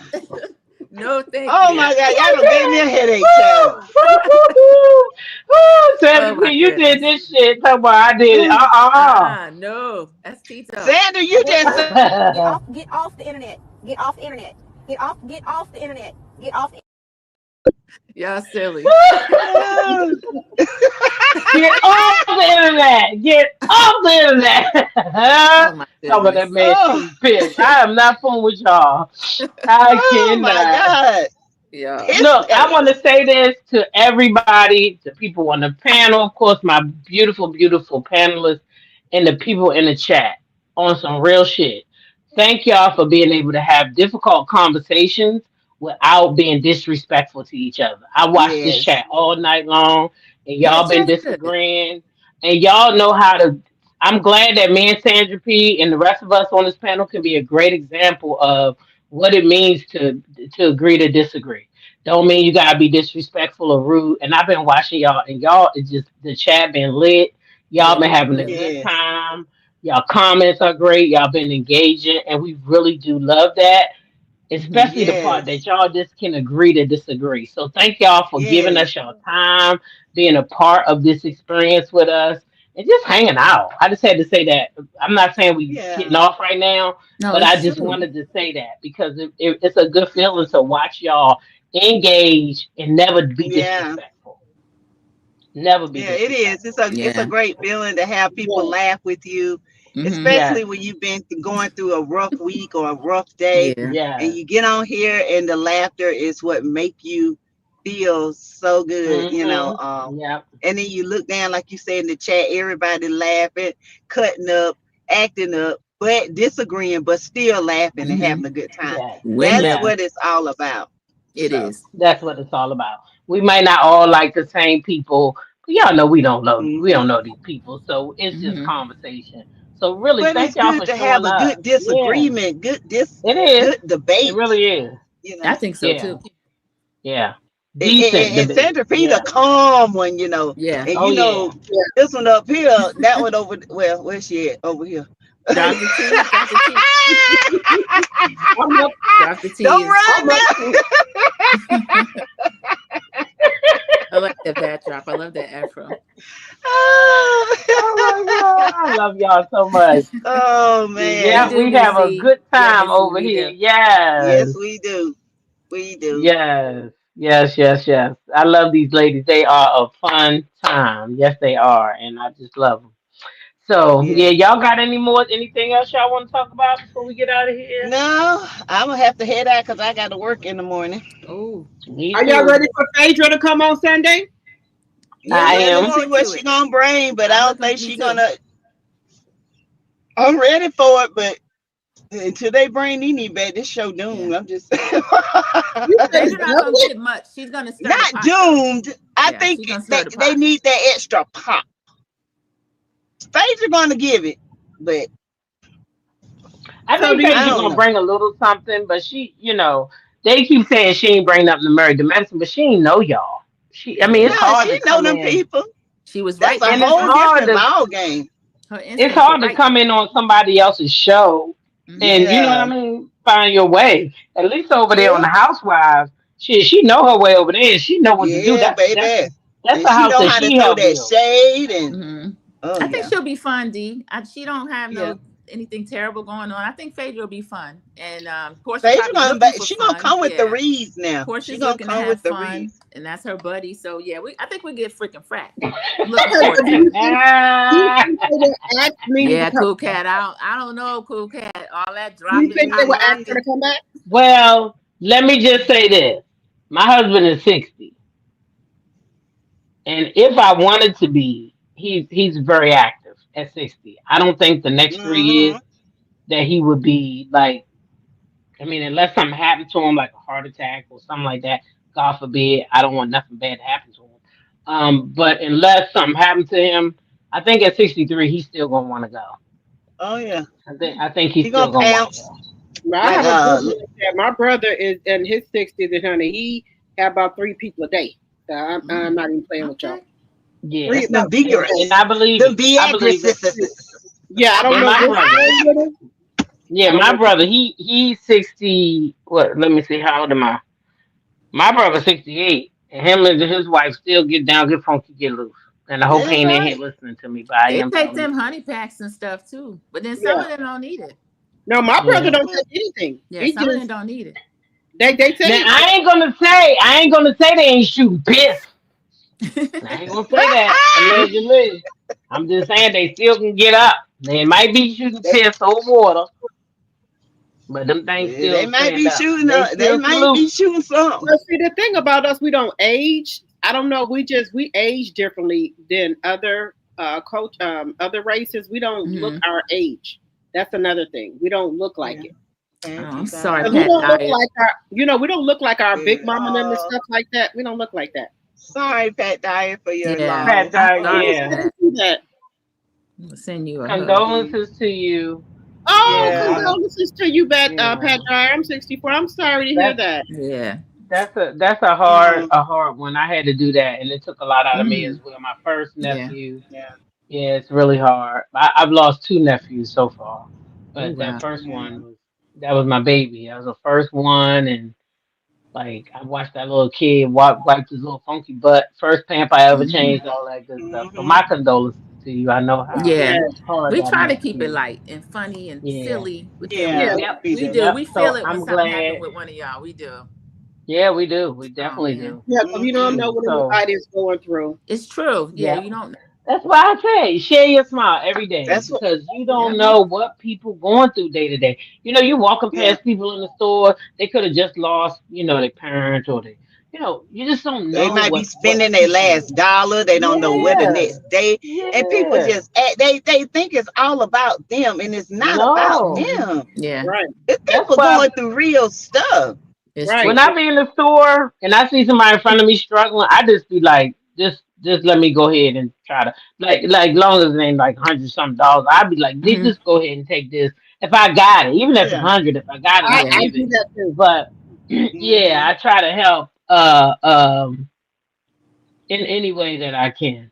You know, any way that I can. And some people come to the internet like, some people could be depressed or going through stuff. They come to the internet for That's true. And you then don't know who. That's what you don't know who we stop from ending it all. Yeah, That's true too, Sassy. You don't Just know to what get You their don't mind know off. who you stop from ending it all. You just don't know. Maybe an hour or something just to, talk to other people on here and things like that. People probably don't have any family members and stuff. They come on the internet to talk to people and be a part of something. Yep.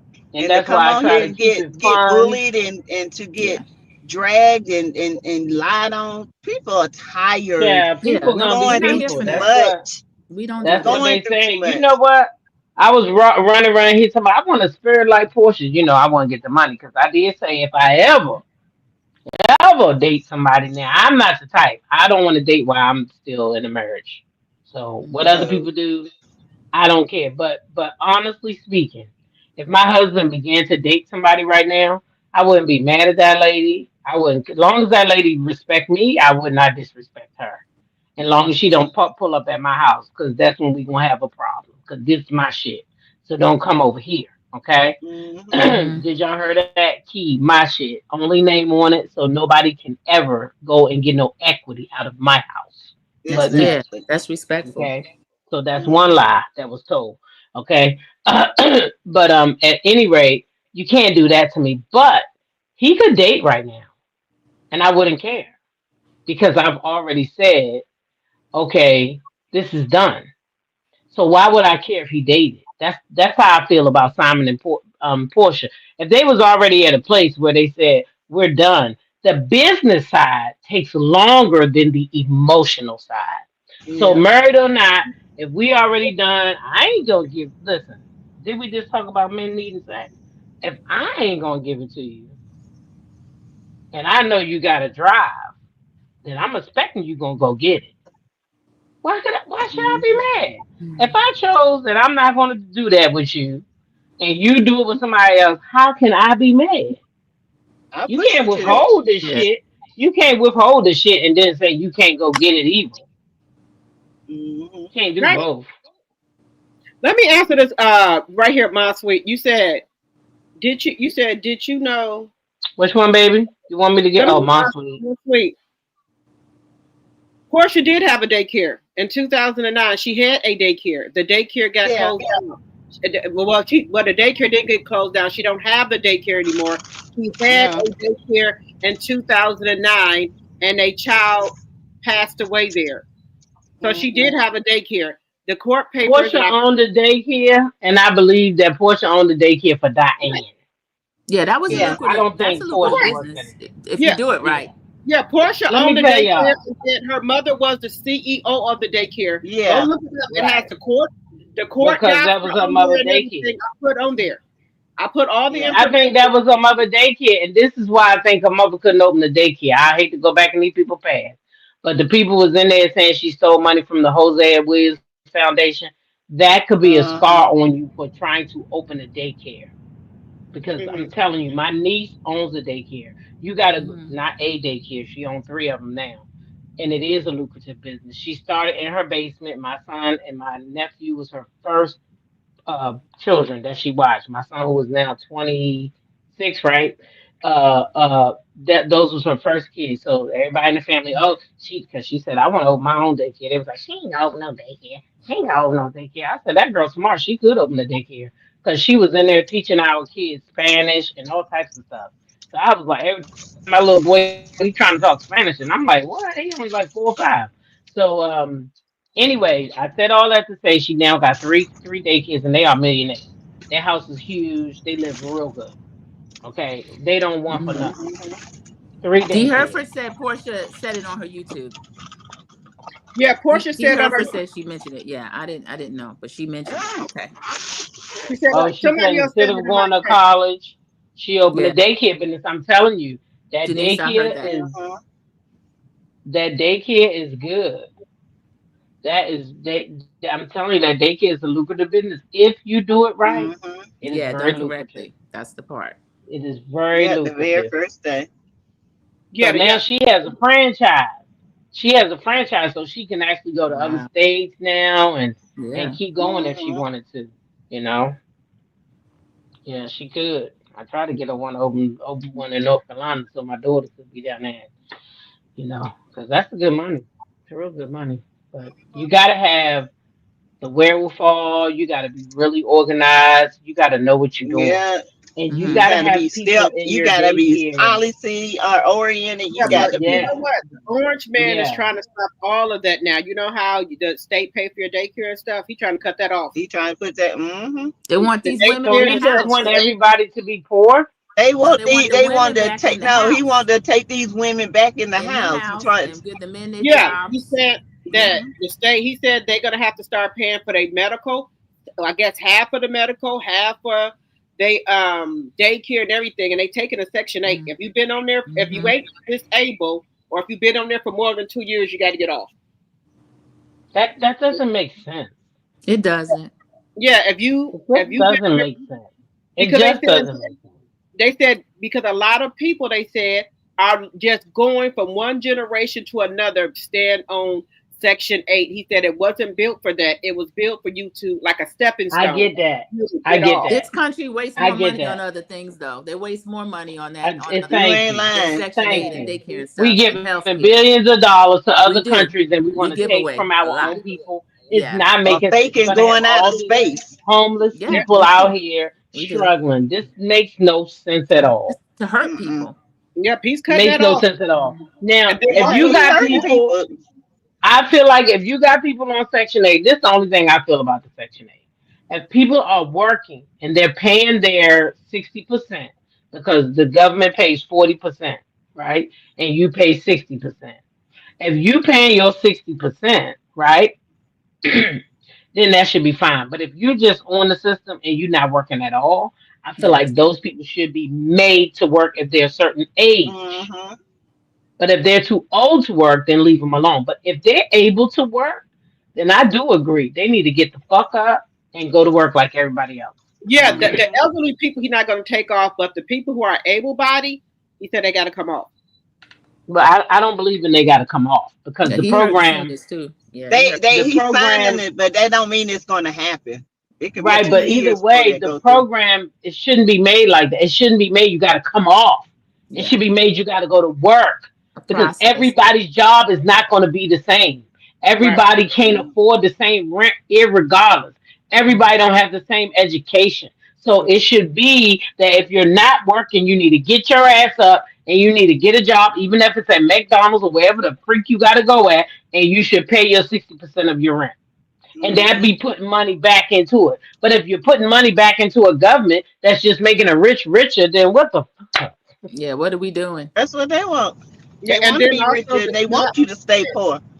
The SNAP benefits are going to be like where you only can buy certain food off of the SNAP benefits on it, where you cannot buy no sugary foods like the soda, the cookies, the chips, and all of that. And they know how much that's going to hurt the stores. The store's going to push back on that. Yeah, trying to police people, it just doesn't work. Well, just because I can tell you right now, people with the money, we ain't really the ones that's out here buying all that shit up. It is the people with the food stamps. So they better be careful what the fuck they doing. Yeah, they better be. They're going to put a whole lot of stores out of business doing that. Yep, that's what they said. A whole lot of stores. And they're going to cut to $50 or $75 per kid. They're going to cut the what? The SNAP to $50 or $75 per kid.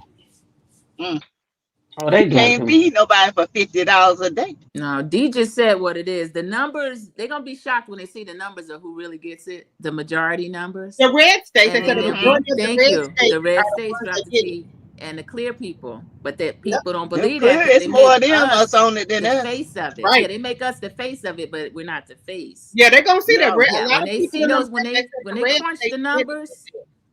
some of that's not gonna happen because they're gonna crunch the numbers and see because it's gonna affect them. Yeah, it is. They're gonna affect them. Because we know how to Way more survive. than I us. don't know why they keep trying to hurt us. I don't know why they keep trying to hurt us. Yeah, I don't know They why. ain't hurting I us. know how to season my food. Yeah, because we know how to do survive. We too. can do a lot of anything. We do all right. We Yeah, do we know how to survive. make a lot of anything. Make $1 out of 15 cents. That's what we used to So, say. Yeah, 15 we can cents do out of it. 750, child. Yeah, What you we say? can do it. Funny. We always have. Even when we have to come as a community to do it, we'll do it. Thank you, D. Herford. And we've been there for decades. 11 to 12% of the population. So how are we the ones getting all it? It doesn't even, the math doesn't even make sense. But you can't tell them that when they vote against themselves. Yeah, exactly. Wow, that rent is going up. That blind lady. Wow. Right. So what he gonna do? All the rent's going up, and he trying to take assistance from people. That's crazy. Thank you guys. It's been all real. right. I was getting ready to Thank say, listen, Get out love of you here. guys. Yes. Love you back. See you Sunday. Y'all go have a good night. I will see y'all on, I'll probably be in one of y'all chat here or there. I will see you in the morning. I just be listening. Some of y'all be up too late. Drop the tea. Hands. Yeah, drop I'm like, ain't gonna be up tonight.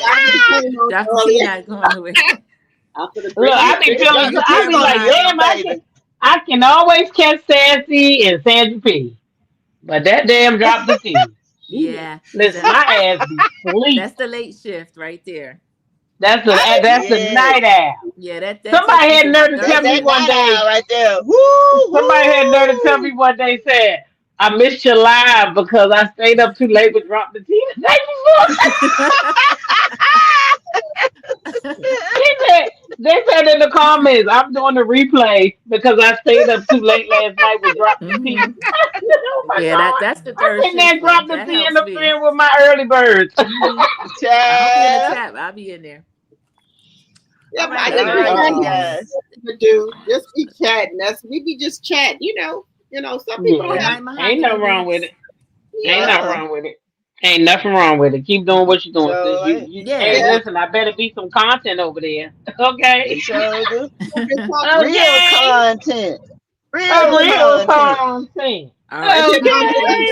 My grandbaby, they say, is a night baby because she said he don't get up to at night and be running around up in her stomach. She said in the daytime he sleep and at night he be running around in her stomach. I said, that's okay. All right, that's okay. He can. She's still pregnant? Yep, July 17th is her due date. Oh wow. She got a summer baby. It's coming. Yeah, and then I'm having a baby shower June 14th. Oh, okay. Yep, I'm having a baby shower then. I did the gender reveal, and now I'm doing the baby showers. So this is it. We did a gender reveal Saturday for my daughter. Yeah, I seen it. That was so pretty. I never decorate again, Chef. That's why I decorate. That's why, no, ma'am, I can't do it. Oh, it was rough. Look at Dr. Teatalk done froze with a hand in the eyeball. She gone, and then she dropped down. Well, good night, ladies. We were ending anyway. Yes, good night. Good night. All right. Good night. Good night, everybody. See y'all later. Bye, y'all.